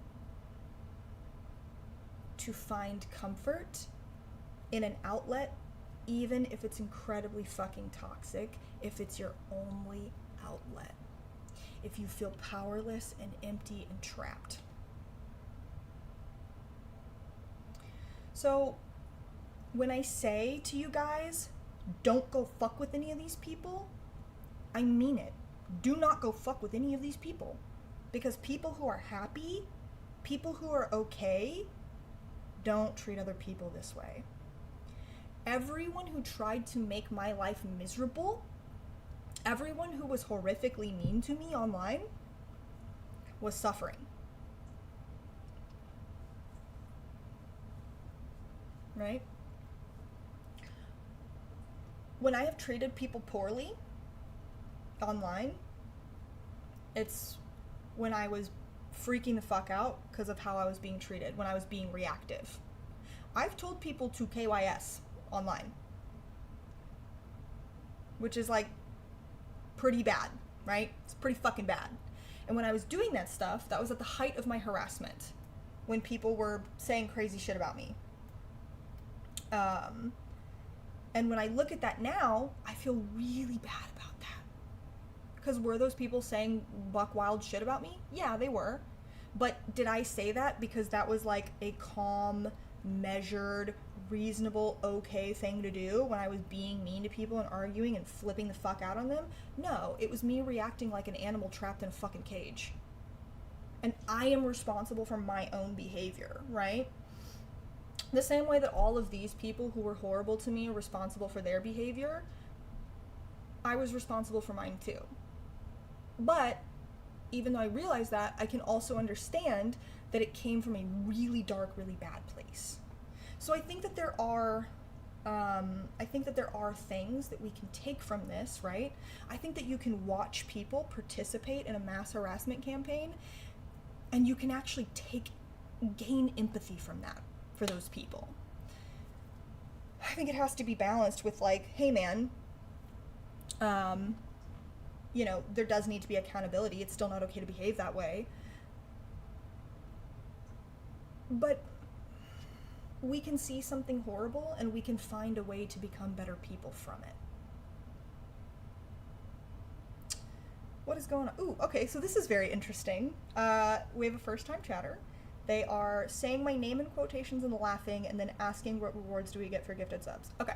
It's very funny that you're coming in right now while we're talking about this, because you are not behaving very friendly. You are not going to get any rewards from me for gifting subs. I'm not quite sure if you're looking for something sexual or what, but this is a pretty laid-back stream. We just talk about politics and chill. You're probably not, I don't know, there are no rewards. If there were rewards, I think we would probably have them listed out. But if you would like to gift subs, you are more than welcome to. If you find that you like the content that we have here, if you find that you like listening to me talk, if you think that my dumb, self-deprecating jokes are funny, if you like my face, if you want to stick around and hear some of the segments that we're going to do, talk about some political stuff, and you think that there's value in that, you can give subs. But not trying to be negative. I don't know why you took my question as negative. Oh, I took your question as negative because you put my name in quotations and then you put a bunch of laughing faces while I was talking about online harassment. So, you know, things read certain ways. But, you see what I'm saying, right? We don't have to, oh, okay. Why is my name funny? My name's not funny. My name is very cute. But you see what I mean, right? Like, we can just talk to, like, you should talk to people, right? Like, instead of flipping the fuck out on them, you should talk to people. You should give people a chance. Because a lot of the time, we jump to uncharitability with people, when if we just talk to them, I think that's another thing. I think that's another thing to take from a lot of the stuff that happened to me, is that a lot of the time, we are super uncharitable with people when we should not be. When if we just stopped to talk to them, we would find that they're actually probably not being super negative to us. And that was something that was like really, really hard for me to internalize. And for a long time I was very, very, very reactive after all this stuff happened to me, and I would always kind of assume that people were being like super hateful and crazy to me. Hey guys, don't jump down this person's throat, please.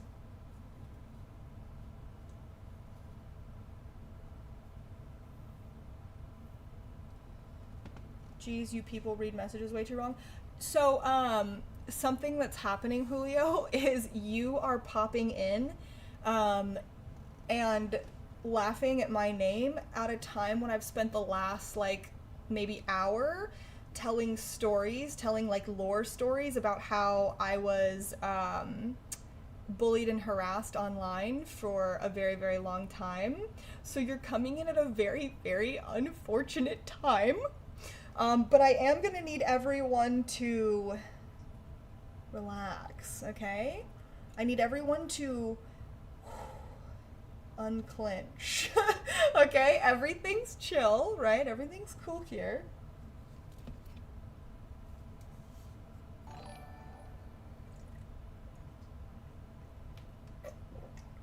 Oh, god damn it, God damn it.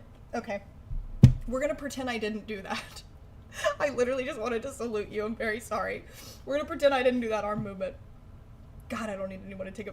Imagine someone takes a screenshot of that after all this and then it spirals into something crazy.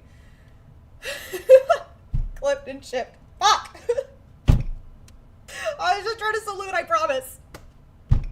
Ugh, I'm gonna wake up to new swastikas photoshopped on my body. Thank you, Jasmine. I shouldn't have said your name afterwards either. I'm sorry. They're gonna go after you too. I'm sorry. Thank you. Thank you for the sub. I'm sorry. I'm so cringe. Immediately is incredibly cringe. No, please. We're not even gonna joke like that because that man is fucking nuts. Thank you so much. I'm gonna go drive my car to the ocean now. Ah! So anyway, do you see why people harass me for years? Because I'm a dumbass and do shit like that. Fuck.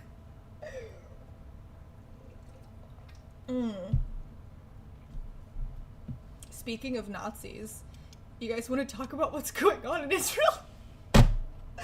Ah! You guys like that? You like that? You like that transition? Oh no, oh no, oh no, oh no, oh no. Oh no.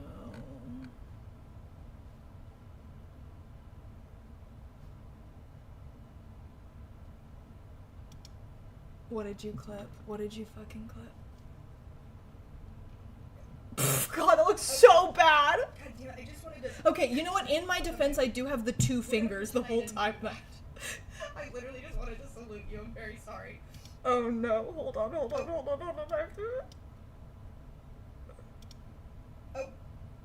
damn. God, I'm the dumbest bitch I know.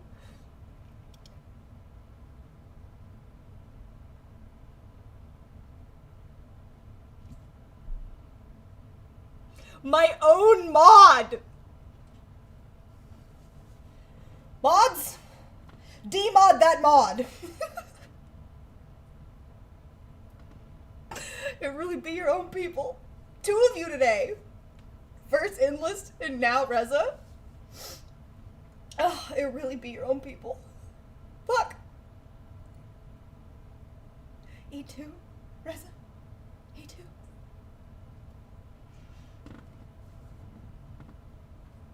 Listen, it's in your genealogy to do that salute. The Jewish part is very upset at the German part, and the Italian parts are encouraging it.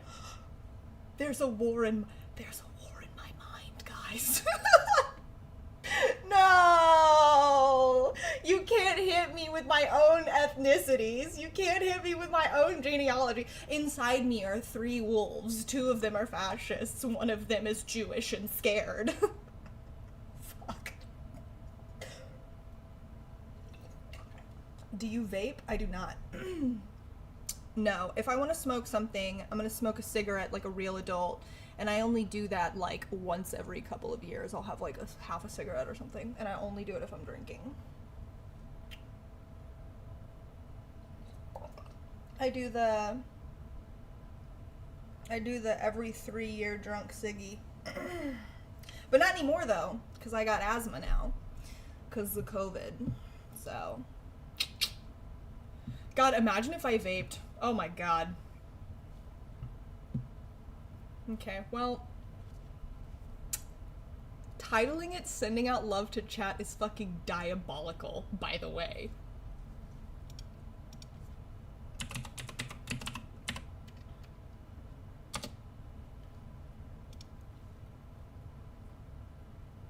Do you guys want to see what they're saying? Yeah, let me just start taking up smoking battery acid. That'll help with my damaged lungs.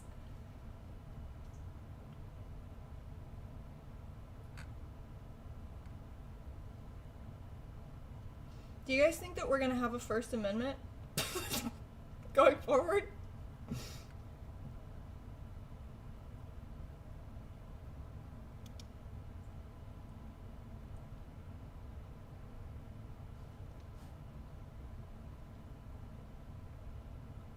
So,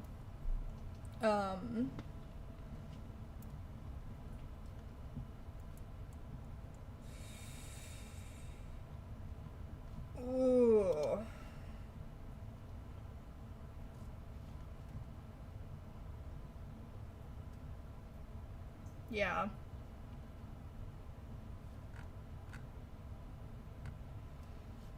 So this Israel embassy shooting situation is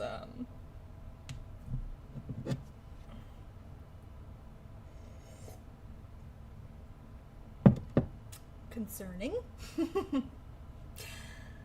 Concerning.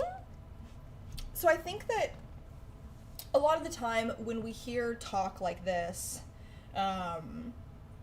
it seems very alarmist and scary and maybe exaggerated and maybe too much. Why would Merrick do this? That's true. I did the embassy shooting. And I was shot at the embassy. I was both parties, actually. And I'm a bad Jew, etc., etc. Oh my god, what is my bun doing? What is my bun doing? So I think a lot of the time, a lot of, like, talk of, like, hey, are we gonna have a First Amendment going forward? Like, or, you know, like, this is going to affect us in such a massive way. I think a lot of the time, that can come across as unhelpful, doomer, exaggeration, fear-mongering, that sort of thing. I do believe that the direction that we are moving in, though, having concerns about this sort of thing, is becoming more and more and more valid, right? Like, we have watched this administration completely undermine our constitutional rights at every turn, right? How many American citizens have we deported now? I think a couple of which were, like, small children with cancer. You know, people have a right to due process that has not been even. If you are on American soil, you have a right to due process, a constitutional right to due process. That has not been honored. Kilmar Abrego Garcia has been shipped off to an El Salvadorian, a foreign torture dungeon. The Supreme Court ordered that he be brought back. The administration said no. So I think that, you know, the more in which we see these sort of gross violations by the executive branch, the more and more and more that these conversations are appropriate, right? And the less and less and less it becomes sort of dramatic fear-mongering. Like, all of the lefties who said that, like, ICE was, like, the Gestapo, and that they were this, like, domestic terror organization, and that they needed to be abolished, and that they were going to be doing the kind of stuff they're doing now, and people were laughing in their faces and calling them crazy.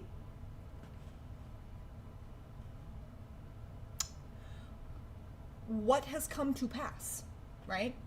That video just went viral the other day of a U.S. citizen being detained by ICE and screaming, "I'm a U.S. citizen," with absolutely no foreign accent whatsoever, and they hauled him off anyway. Whoa.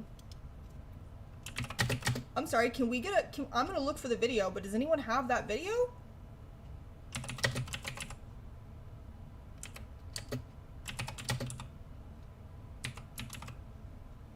That's really terrifying.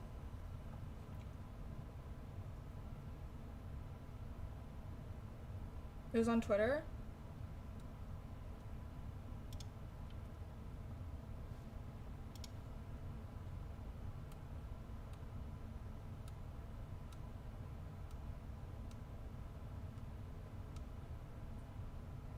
Oh god, this might be it. Hold on.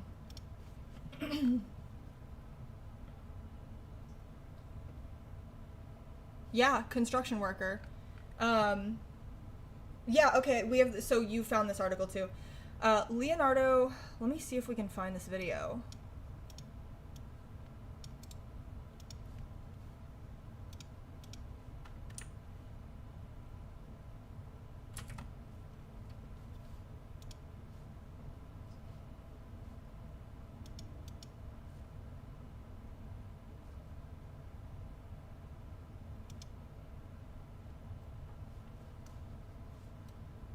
Intenta arrestar a Leonardo García Venegas, de 25 años, en su lugar de trabajo. De repente se ve a dos oficiales corriendo hacia él y a la fuerza intentan someterlo. Esto a pesar de decirles que es ciudadano. Oh my god. Sacaron cartera, sacaron a él. Did you guys hear that? Hold on, there's got to be a better. Es el agitado momento en el que un agente intenta arrestar a Leonardo García Venegas, de 25 años, en su lugar de trabajo. De repente se ve a dos oficiales. I need to find this without. We'll put his name into Twitter because I want to listen to that video because you hear him say, "I'm a U.S. citizen." You hear him saying it. Es el agitado momento en el que un agente intenta arrestar a Leonardo García Venegas, de 25 años, en su lugar de trabajo.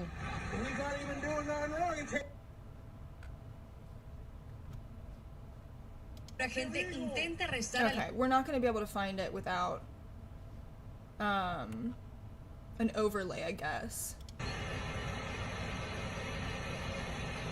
Hey, that's illegal! Man, shut up. Nah, fuck that, dude. And he's not even doing nothing wrong. He takes... What the fuck?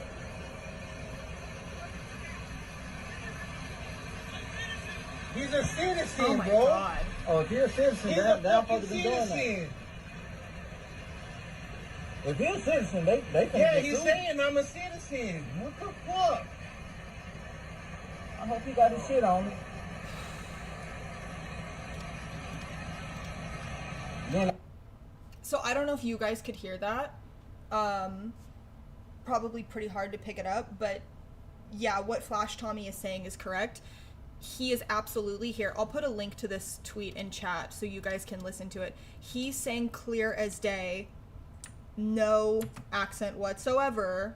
Clearly English is his first language. I'm a US citizen. I'm a US citizen. That's... Man. It's rough. We know it's happening. We know it's happening, but like it's rough to watch. It's really fucking rough to see it.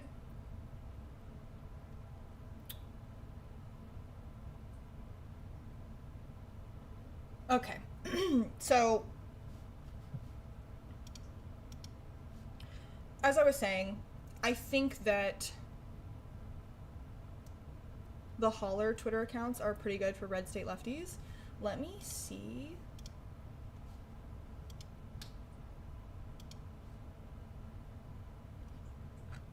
I wonder if there's a Texas Holler.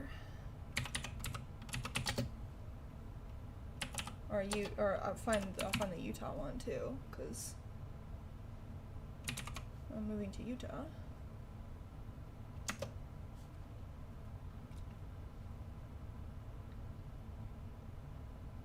Looks like it's just Tennessee. Anyway, oh, I think I do follow the Texas Observer. Texas Observer, good for longer form pieces.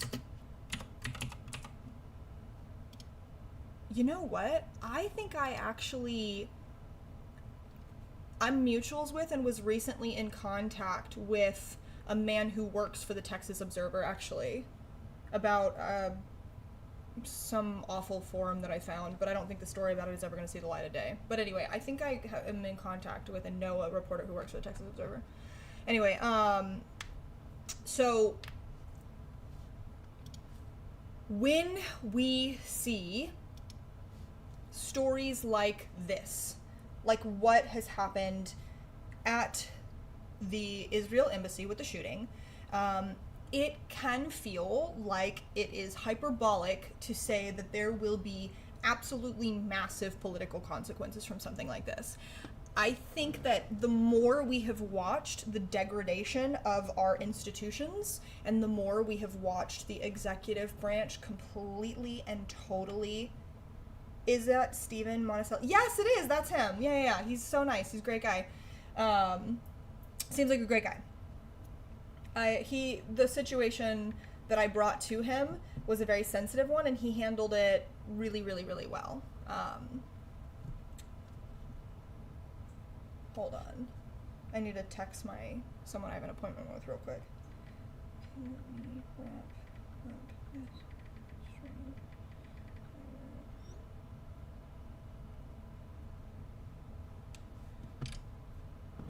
So, as we have watched the situation around us degrade,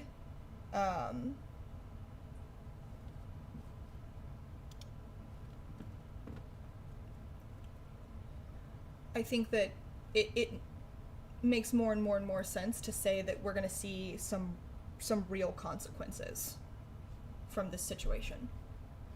Now, let's get ahead of this right now and say,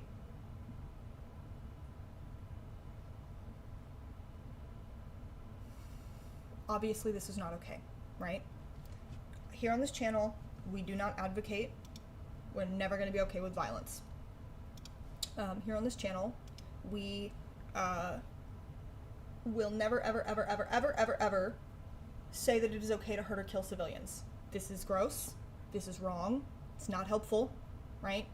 But so I want to get that out of the way before we talk about the bad stuff that's going to come of this, okay? So let's just make that abundantly clear. Under no circumstances do we support this. These people have no fucking power. These people are not responsible for the death of children, civilians, Palestinians.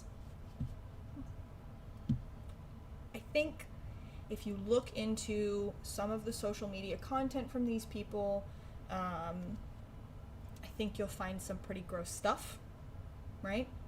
So I'm also not sitting here saying that I think that these were wonderful, fantastic people, but I don't think that you can kill people for having bad political opinions, right?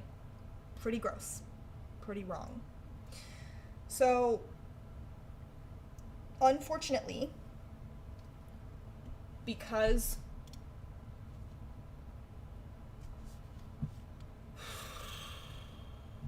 the suspect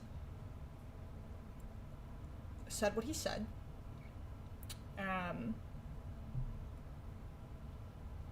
the 31-year-old suspect, a man from Illinois, has been charged with murder and other crimes. He admitted to the shooting to a police officer, saying, "I did it for Palestine, I did it for Gaza." According to an affidavit quoting a witness,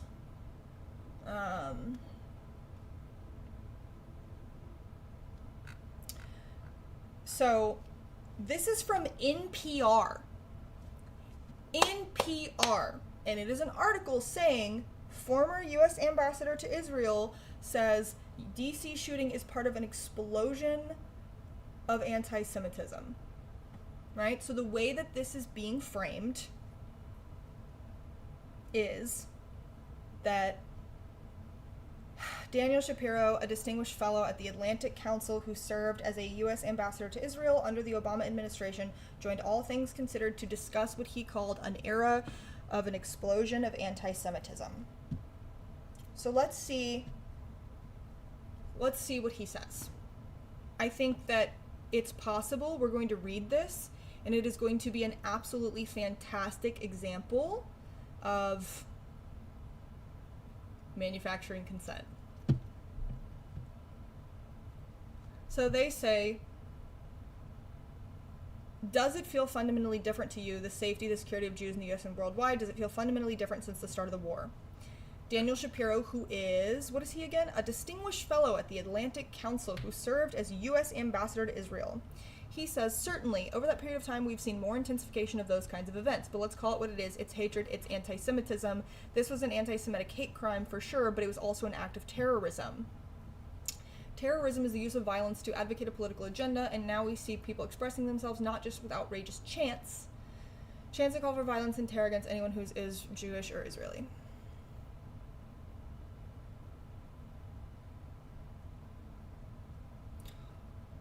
So then Kelly asks, I will inject that the FBI say they are investigating the shooting as an act of targeted violence. This couple, who they were leaving an event organized by a young professional group, which is of the American Jewish Committee, which is pro-Israel advocacy group that confronts anti-Semitism. How should we think about confronting anti-Semitism in a moment like this? So he says, the community will need to harden security of our institutions, and law enforcement will need to be more attentive. We need moral clarity and strong political and community leadership from within and without the Jewish community that completely rejects anti-Semitism and political violence of any kind. We need education to our young people of the history and insidiousness of this persistent hatred And then we need the Jewish community to be strong. She says, we are now seeing an uptick in anti-Semitic incidents. The last year, a majority of those incidents were related to Israel or Zionism. For the first time since the ADL has started tracking this thing, understanding an event like last night is categorically horrific. How do you think about the act of protest against the state of Israel or its political leaders, the sort of protest that is part of a healthy democracy while rejecting anti-Semitism? If someone wants, and he says, if someone wants to peacefully protest Israeli policy or U.S. policy towards the Middle East, obviously that's permissible and acceptable. I personally strongly disagree with many policies of the current Israeli government. So do many Israelis, by the way. And I, of course, support finding a path for Palestinians to achieve a state of their own. But, you know, far too often, Jews are being harassed and intimidated, now even attacked, in the name of some cause related to Palestinians. And nothing does more to undermine and really delegitimate the cause than to tie it to anti-Semitism and violence. So peaceful protest, expressing oneself about policy views, always allowed. Tying it to these ancient, persistent hatreds, and obviously any expression of it through violence, completely unacceptable. So, okay.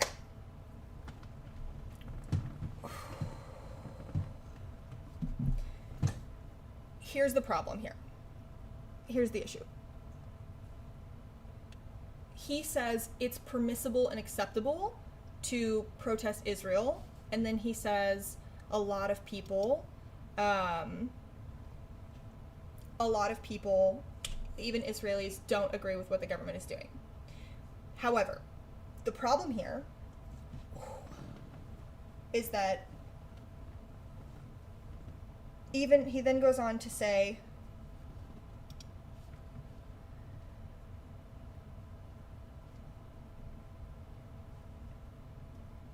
too often Jews are being harassed and intimidated, now even attacked in the name of some cause related to the Palestinians, and nothing does more to undermine and really delegitimize that cause than to tie it to anti-Semitism and violence. The way this is being framed as though pro-Palestinian people, pro-Palestinian protesters, and Palestinians are the biggest threat. They're such a huge threat to Jewish people, and that this is where the real threat to Jews is coming from. This is a problem. Right? I think that let's look some things up, actually.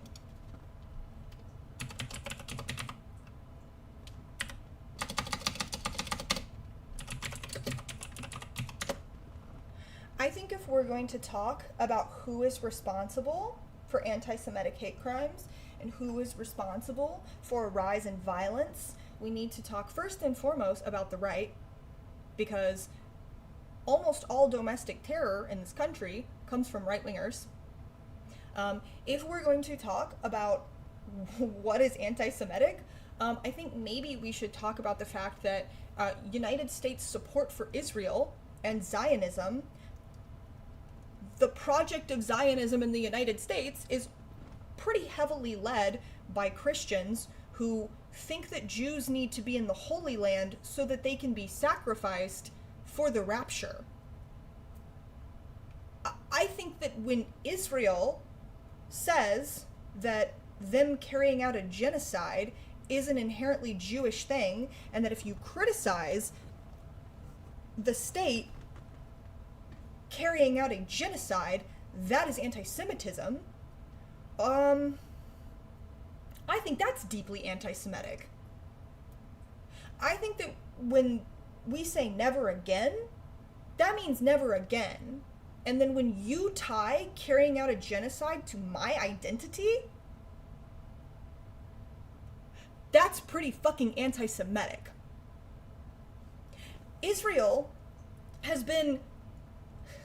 How many of the hostages is Israel responsible for killing again? They're blockading food into Gaza and starving people out. You know who else is starving with the Palestinians?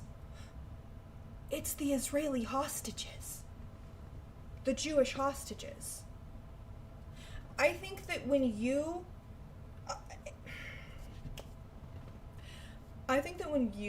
dishonestly frame where most of the threat and where most of the violence to Jewish people is coming from to push a political agenda, that political agenda is genocide, I think that's pretty anti-Semitic. So, while I don't disagree while I do not disagree that there is a rise in anti-Semitism, I think that we're talking about all the wrong stuff here. And I think it's pretty fucking offensive. And I think it's really fucking insane to act like it's coming from all these pro-Palestinian people when this government wants Jews to be in Israel so that they can all be sacrificed. What are we talking about here?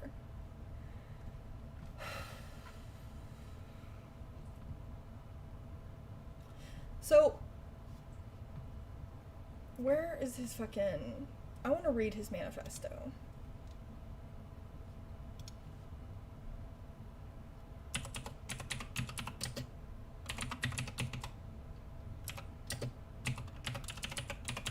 Because my understanding...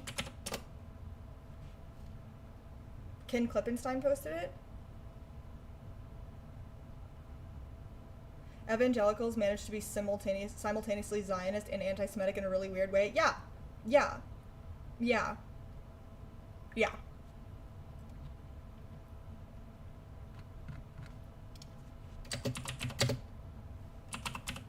Did he publish it on his Substack? Because I follow his Substack.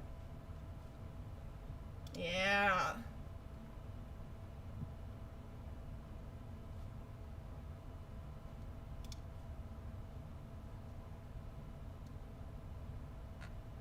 So we're going to read this manifesto.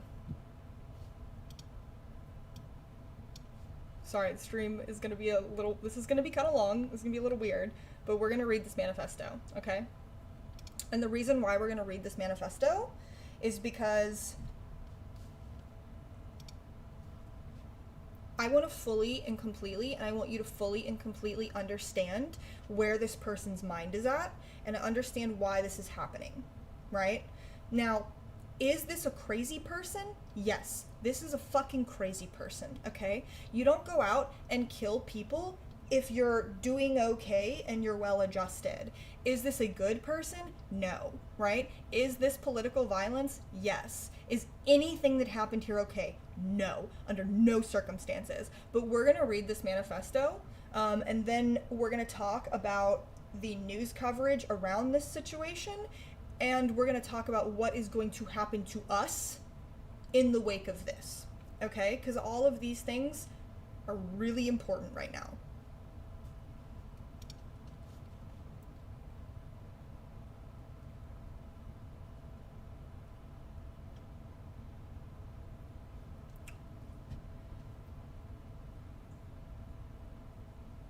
Halantar, so this is what he says, okay? Halantar is a word that means something like thunder or lightning. In the wake of an act people looked for a text to fix its meaning, so here's an attempt. The atrocities committed by Israelis against Palestine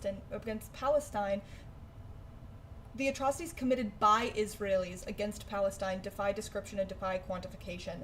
Instead of reading descriptions, mostly we watch them unfold on video, sometimes live.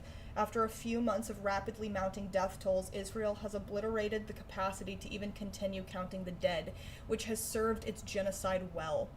At the time of writing, the Gaza Health Ministry records 53,000 killed by traumatic force, at least 10,000 lie under rubble, and who knows how many thousands more dead of preventable disease, hunger, with tens of thousands now at risk of immediate famine due to Israeli blockade, all enabled by Western and Arab government complicity.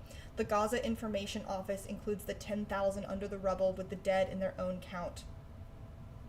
In news reports, there have been those 10,000 under the rubble for months now, despite the continual making of more rubble and repeated bombing of rubble again and again, and the bombing of tents amid the rubble.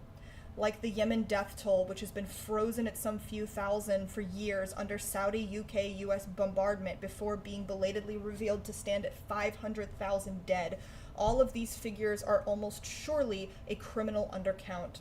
I have no trouble believing the estimates that put the toll at 100,000 or more. More have been murdered since March of this year than in Protective Edge and Cast Lead put together. What more at this point can one say about the proportion of mangled and burned and exploded human beings who were children? We who let this happen will never deserve the Palestinians' forgiveness. They've let us know as much. An armed action is not necessarily a military action. It's usually not. Usually it is theater and spectacle, a quality it shares with many unarmed actions. Nonviolent protest in the opening weeks of the genocide seemed to signal some sort of turning point. Never before had so many tens of thousands joined the Palestinians in the street across the West. Never before had so many American politicians been forced to concede that, rhetorically at least, the Palestinians were human beings too. But thus far the rhetoric has not amounted to much. The Israelis themselves boast about their own shock at the free hand the Americans have given them to exterminate the Palestinians. Public opinion has shifted against the genocidal apartheid state, and the American government has simply shrugged. They'll do without public opinion then, criminalize it where they can, suffocate it with bland reassurances that they're doing all they can to restrain Israel where it cannot criminalize protest outright. Aaron Bushnell and others sacrifice themselves in the hopes of stopping the massacre, and the state works to make us feel their sacrifice was made in vain, that there is no hope in escalating for Gaza and no point in bringing the war home. We cannot let them succeed. Their sacrifices were not made in vain. The impunity that representatives of our government feel at abetting this slaughter should be revealed as an illusion then. The impunity we see is the worst for those of us in immediate proximity to the genocidaires. A surgeon who treated victims of the Mayan genocide by the Guatemalan state recounts an instance in which he was operating on a patient who'd been critically injured during a massacre when suddenly armed gunmen entered the room and shot the patient to death on his operating table, laughing as they killed him. The physician said the worst part was seeing the killers, well known to him, openly swagger down local streets in the years after. Elsewhere, a man of conscience once attempted to throw Robert McNamara off a Martha's Vineyard-bound ferry into the sea, incensed at the same impunity and arrogance he saw in that butcher of Vietnam as he sat in the ferry's lounge laughing with friends. The man took issue with McNamara's very posture, telling you, "My history is fine, and I can be slumped over a bar like this with my good friend Ralph here, and you'll have to lump it. The man did not succeed in heaving McNamara off a catwalk into the water. The former Secretary of State managed to cling to the railing and clamber back to his feet. But the assailant explicated the value of the attempt by saying, "Well, I got him outside, just the two of us, and suddenly his history wasn't so fine, was it?" A word about the morality of armed demonstration. Those of us against the genocide take satisfaction in arguing that the perpetuators and abettors have forfeited their humanity. I sympathize with this viewpoint and understand its value in soothing the psyche which cannot bear to accept the atrocities it witnesses, even mediated through the screen. But inhumanity has long since shown itself to be shockingly common, mundane, prosaically human. A perpetuator may then be a loving parent, a filial child, a generous and charitable friend, an amiable stranger, capable of moral strength at times when it suits him, and sometimes even when it does not, and yet be a monster all the same. Humanity doesn't exempt one from accountability. The action would have been morally justified, taken 11 years ago during Protective Edge, around the time I personally became acutely aware of our brutal conduct in Palestine. But I think to most Americans such an action would have been illegible, would seem insane. I am glad that today at least there are many Americans for which the action will be highly legible and, in some funny way, the only sane thing to do. I love you, Mom, Dad, baby sis, the rest of the familia, including you, some name, Free Palestine, Elias Rodriguez.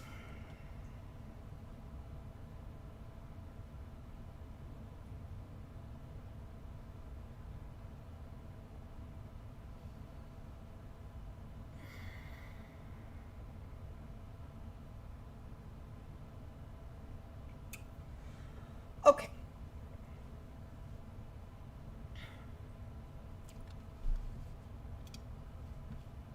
So that's pretty rough.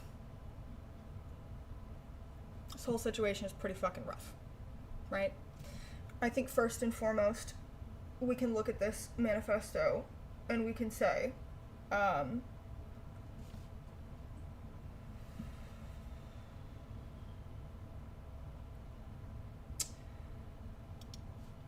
think something that stands out to me that's really ironic is,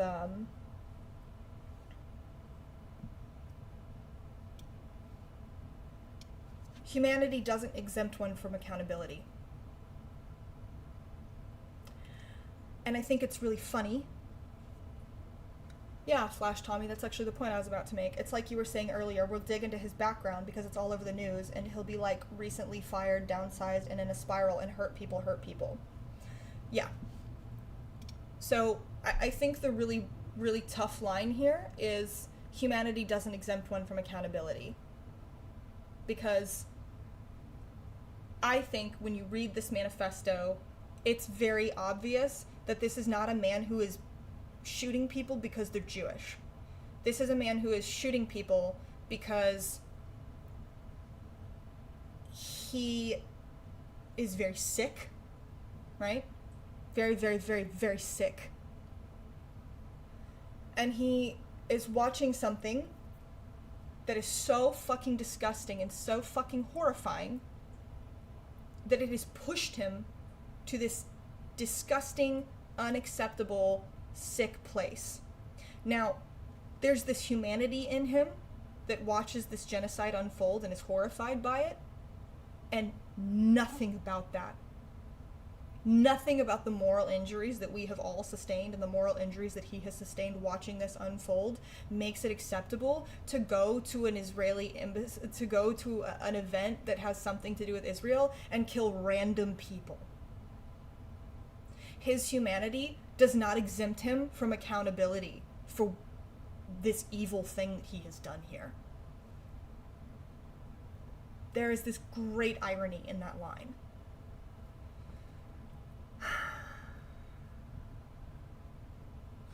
I think a lot of things can be true at once, right? I don't think that this is a man who is anti-Semitic. I don't think that this is a manifesto that is dripping with anti-Semitism. I don't think that this is a man who is like deeply anti-Semitic. A witness says he confirmed they worked at the Israel embassy and then waited outside. Yeah, I think that this is a man who is taking out his anger and fear and frustrations on the wrong people. And that's completely unacceptable, and he should spend the rest of his life in prison for it. I think both of these things can be true at the same time. They're going to spin this as though he did this because he hates Jews, and from what we are reading now, I do not believe that that is the case.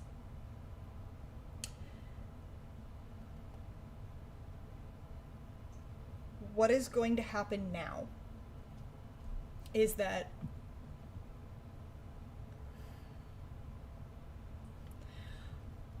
I believe what will happen now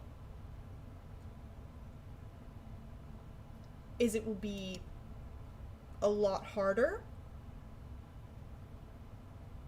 to protest for Palestinian rights.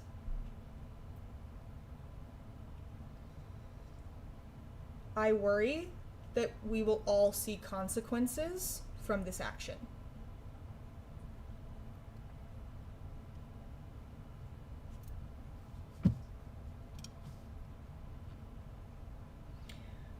I think that it is in the state's interest to continue to defend Israel and to defend the genocide and to defend our involvement in the genocide. Now, is Trump making moves? Did we talk about it in one of our last streams that Trump is making moves that are not necessarily exclusively catering to Netanyahu? Yes. Does that change the fact that it is in the state's interest to continue to defend and support the actions that Israel has taken and that we have taken to facilitate those actions? No, these things are not mutually exclusive. So what's going to happen now is we're going to continue to see articles like this, where he's right, by the way, that the death toll in Gaza is nowhere near what they're telling us. It is a genocide. We are watching a genocide play out. And the violence done to Palestinians greatly outweighs the violence done to Jewish people in the West, Israelis. Does that make violence done to Jewish people in the West and Israelis okay? No. Under no circumstances. Right? However, the news coverage has been overwhelmingly pro-Israel. The news coverage has really downplayed a lot of what is happening to the Palestinian people.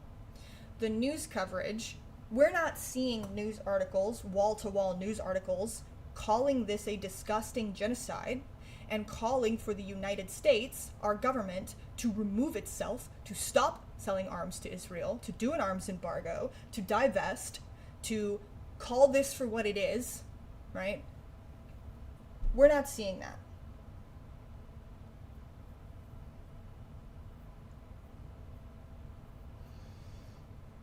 We would be fooling ourselves to pretend like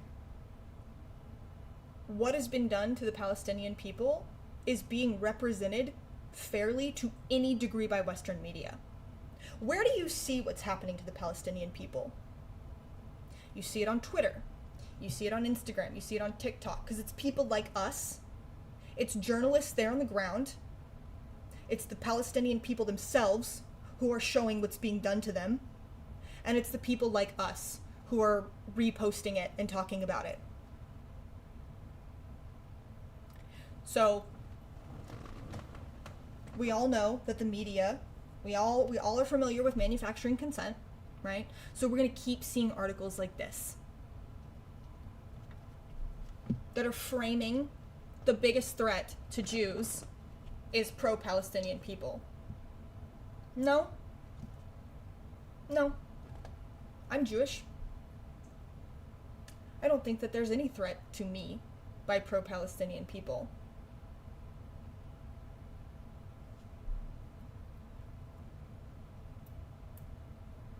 You know who I do think is a threat to me?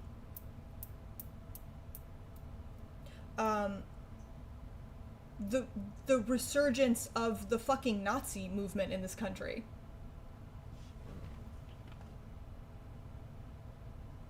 I think right-wing men are a threat to me.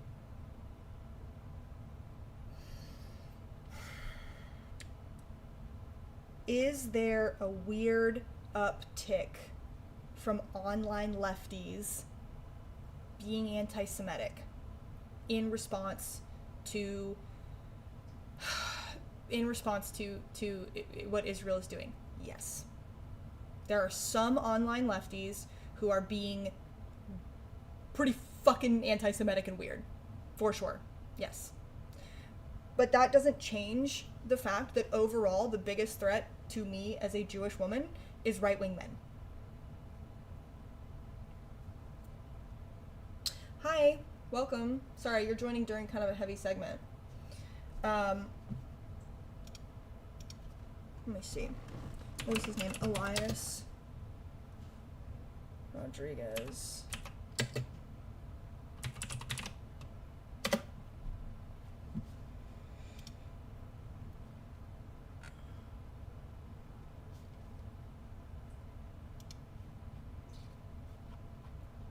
I want to see the video. Why would you put the video as the thumbnail and then don't let me see it?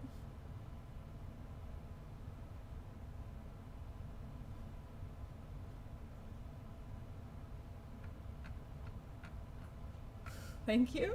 Thank you, Mike. When they arrested him. God. Thank you, Rose. While we are learning more about the alleged shooter as investigators are searching for a motive. Our chief investigative reporter, Eric Flack, is digging into that. Of two Israeli embassy workers, a multi-page psychopathic information associated in this horrific crime. We stand ready to comfort the alleged shooter in the confusing aftermath, thinking he was a bystander. He was covered in rain and just looking really distressed and scared. And we were comforting him because we thought that he was just somebody out in the street looking for a safe place to stay because he heard some gunshots. And even one of my friends asked him, "Can I get you some water? Are you okay?" And he's like, "Yeah, sure, that'd be great." Offered him water in response to social media chatter that Rodriguez was associated with a group called the Party for Socialism and Liberation. Oh, Jesus Christ. Yeah, so his affiliation with the Party for Socialism and Liberation is like 8 years old, by the way.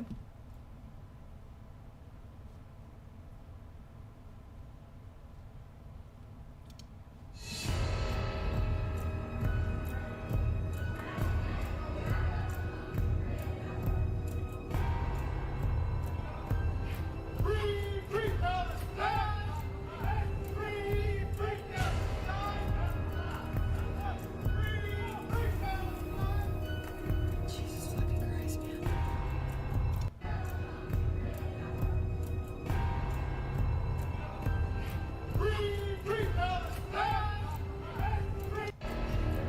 Oh God.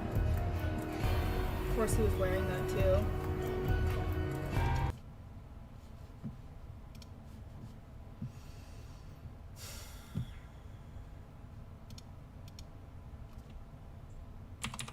How do you pronounce it? It's a keffiyeh, I think. Yeah, he's got the keffiyeh. He's saying "Free, free Palestine." Just doing. He wasn't wearing it. He had it. He threw it on the ground. No, he wasn't wearing it. He had it.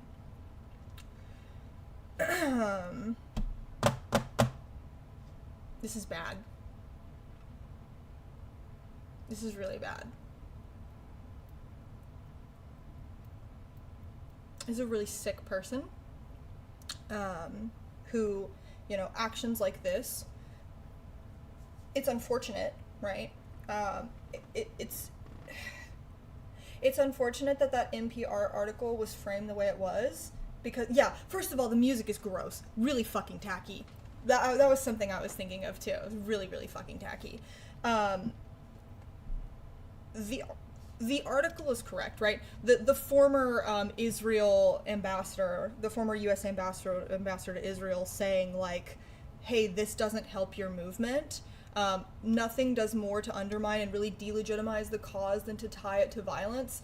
Like, unfortunately, there is truth in that, right? Is that doing something like this is completely fucking psychotic and evil, right? This doesn't help anyone. And God, if I was part of the fucking PSL, I would be pissing myself. I'd be so fucking mad right now.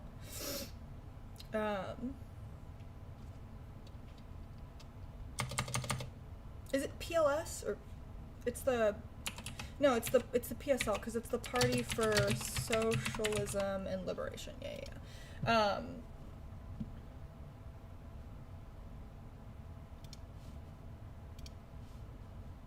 This is a tweet from them from 3 days ago. "We reject any attempt to associate the PSL with the DC shooting. Elias Rodriguez is not a member of the PSL. He had a brief association with one branch of the PSL that ended in 2016. We know of no contact with him over 7 years. We have nothing to do with the shooting and we do not support it."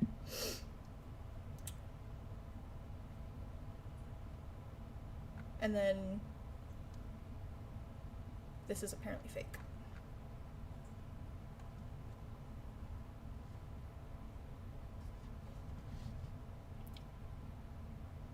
Oh, I'm sorry.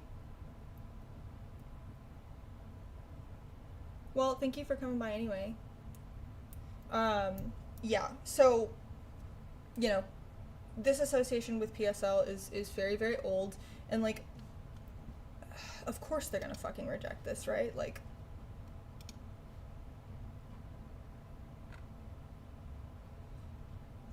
something like this is so fucking bad. Like, I don't know what he thought was going to happen.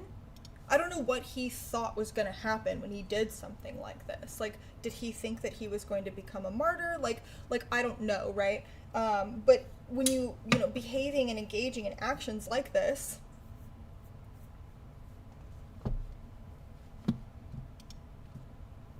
They already claim pro-Palestinian protests are violent and anti-Semitic without any evidence, so then being able to point to this now sucks. Yeah, see, that's the thing, right? Is that, like, you didn't do anything to help the situation. You didn't go after anybody you didn't take anyone out in a way that's going to make this better or make the violence stop. You killed 2 random people. You killed 2 random people. And all this is going to do is it's just going to fire people up and make them really fucking unhappy, and it's going to be more things that people can point to and go, see. Maybe he wanted to be the next man, maybe, but that's not how this is. Something that always gets me about action like this is that this person could have continued living as a free man, providing monetary and political support to Palestinian anti-Israeli causes, people, organizations. That would have been a greater positive impact on Palestinian lives. Yeah, that's the thing, is like, you are hurting this movement. You could have been out there actually doing something positive if you really fucking believe in this, and instead you do something destructive. 2 people are dead now because of you. This hurts the movement.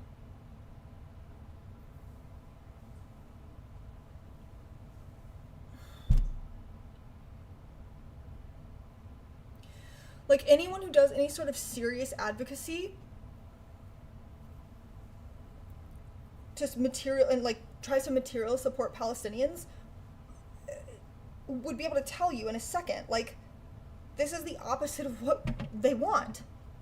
This is the opposite of what will help. And now we all have to sit here and wonder and go, what's going to start happening now at pro-Palestinian protests? Are we going to see them dwindle in number because people are scared? Are we going to start seeing more violence at them towards peaceful pro-Palestinian protesters? Are we going to see right-wing militias start showing up at pro-Palestinian protests? They're already arresting people for writing fucking op-eds, showing up to their college campuses and black bagging them, sending people to fucking ICE facilities in Louisiana. That hyperlink does not work.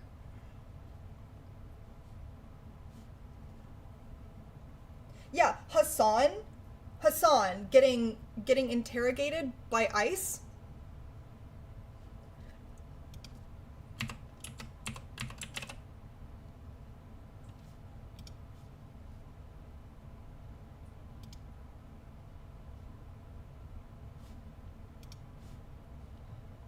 Mahmoud Khalil being put in a position where they have to write articles about how he's being permitted to hold his son for the first time despite government objections.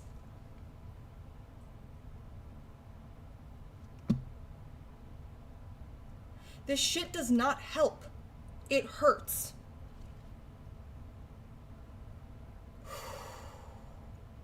And the thing is, like, I worry less about the government. I mean, I do worry about them using this but I worry about, like, what I worry about is right-wing militias showing up. What I worry about is, like, I don't know, you guys remember 2020, the summer of 2020. You remember how there were like rumors, the rumors of property damage were greatly exaggerated, and in response to that, what happened? Absolutely psychotic right-wing militias showed up to everywhere I went. There were right-wing militias. I got into a fucking altercation with an Oath Keeper. That's the shit I worry about, is them coming to police pro-Palestinian events.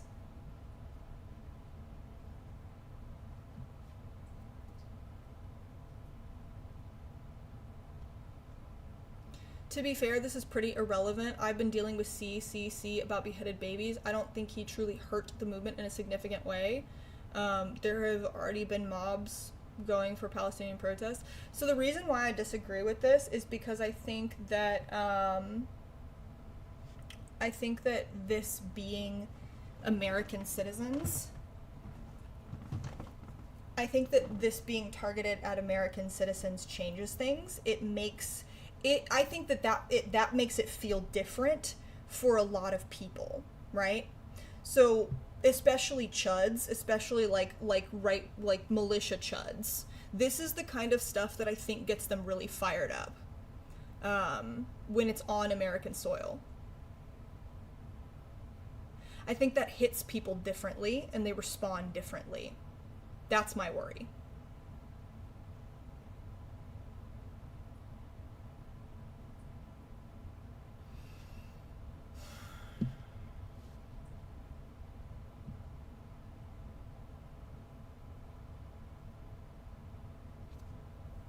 Oh, Depor, are you talking to Dark Cobra?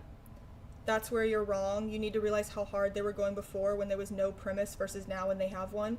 Yeah, I think that a lot of people, when given any degree of permission, will take the gloves off.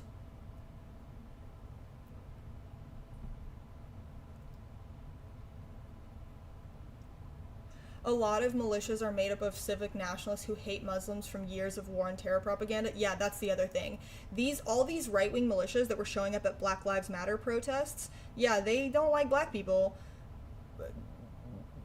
They don't like Muslims either.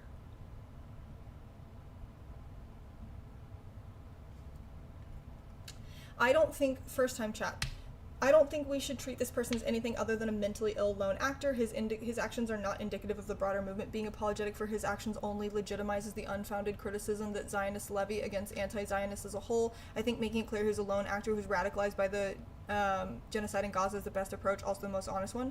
Yeah, I completely agree with you. I think that's what I've been trying to do here. If I am not doing a good job of that, then I apologize, but that is how I am trying to cover this situation. In saying that I think that this is like unhelpful, goofy nonsense, and pointing out that like the PSL has rejected him, the PSL rejects this act, how like anyone who is connected with this movement in any real way knows that this is not good, this is not helpful.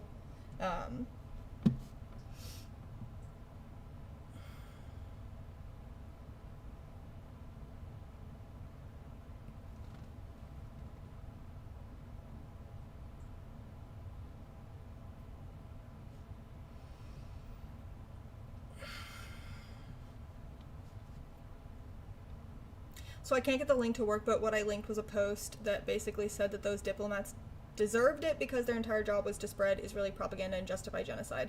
I'm not saying that I agree with that, just quoting, of course. I'm also curious as to how you would respond to an argument like that.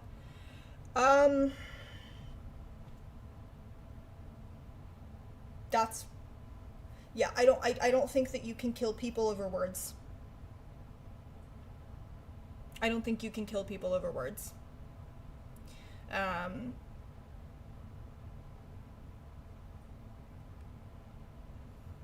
sorry. I just don't think you can do that.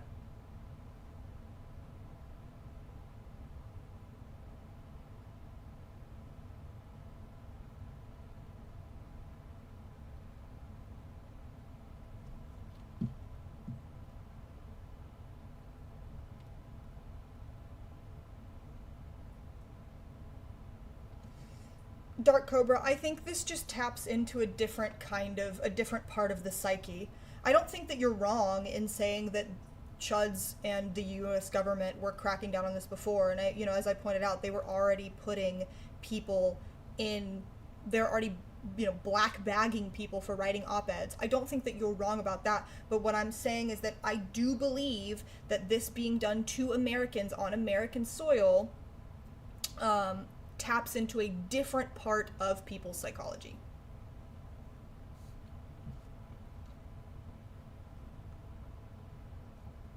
Okay.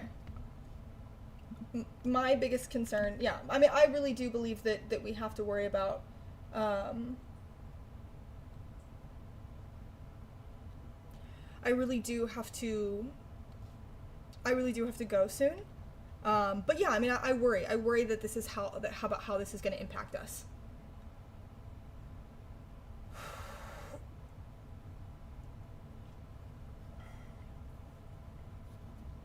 no, I agree. I'm saying I feel we give a lot of power to one guy.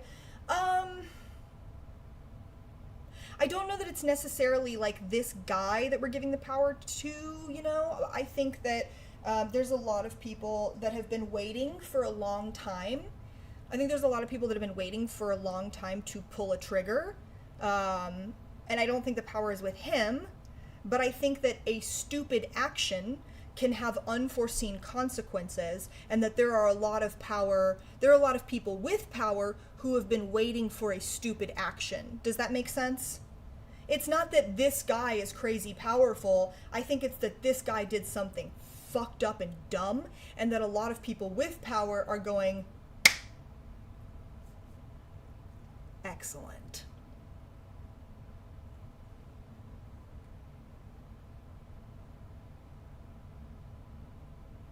So yeah, I think Depor is putting it in a much better way. More like the impetus of his actions, the rhetoric around it, and the people to whom it was done. One man can do something and affect countless others. Yeah, I do think that we have to be like cognizant of the fact that a simple action can trigger massive consequences. I'm sorry, think about this.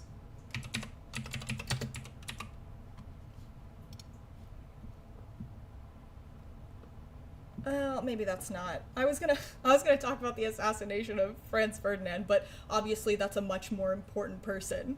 Or the Reichstag fire, the Dreyfus affair. Like, there's all these things that we can point to throughout time where it's like the person who did it, maybe they don't have that much power, but like things can spiral. I think I am a perfect example of the fact that things can spiral, right? And I think that the actions of one person can trigger a bunch of actions from a bunch of other people. And that's where the real power is, right? That power is diffused. But when there's a volume of consequences to an action, I think we're looking at something very bad. So,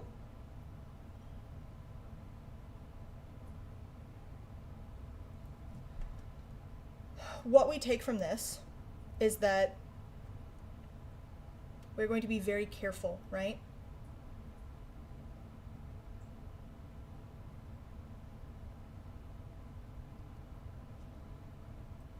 A landlord stabbed a kid in the neck and killed him because he looked or was Palestinian. Again, one pro-Palestinian person kills 2 adults at an embassy. A landlord kills a kid, and that one guy didn't have the same power to flip the anti-Israel movement.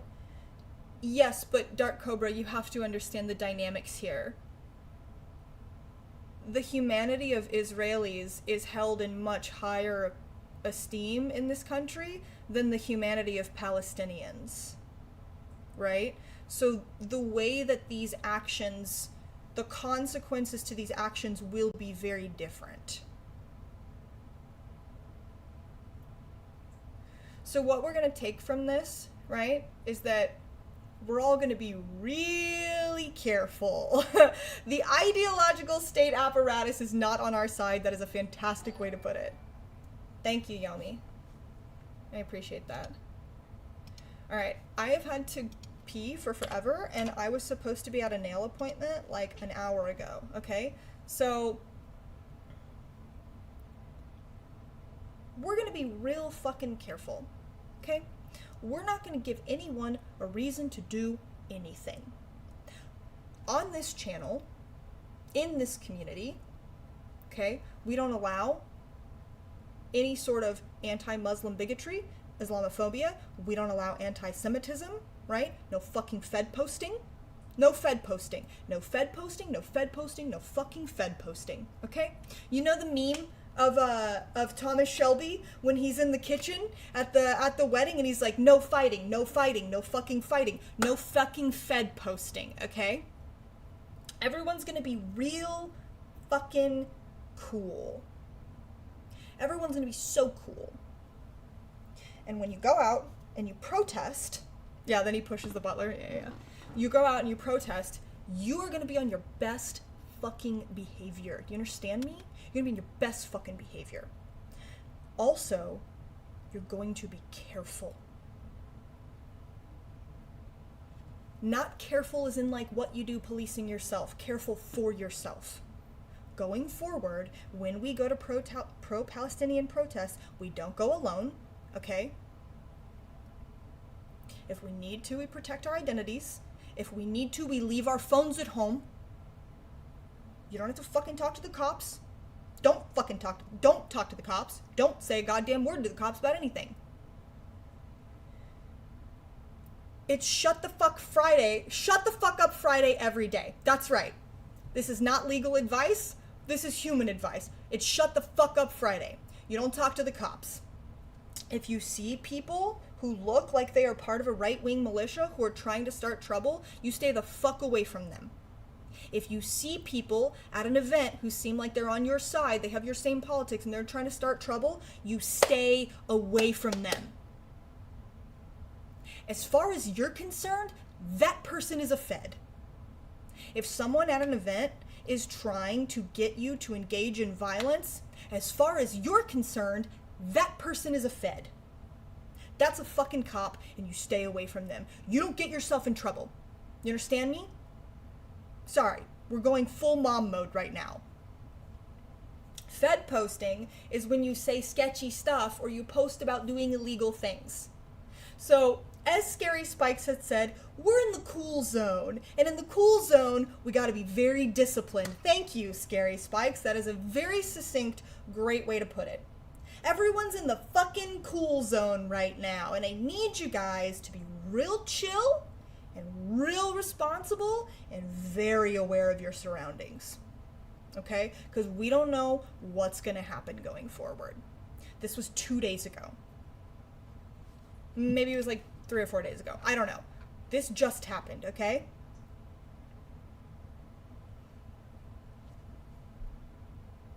So we're gonna be smart. If we want to get through what is happening right now, we are going to be safe and we are going to be smart. All right?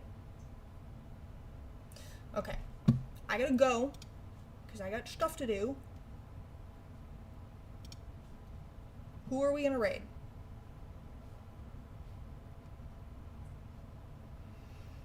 You know what? We've been raiding James from the internet lately, and he is on right now. So we're gonna raid James.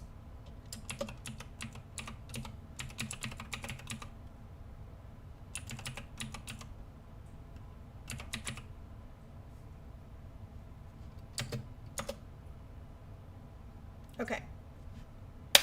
Get in the raid. Get in the raid. Get in the raid, get in the raid, get in the raid, get in the raid. Okay. I love you guys. You fucking listen to me, okay?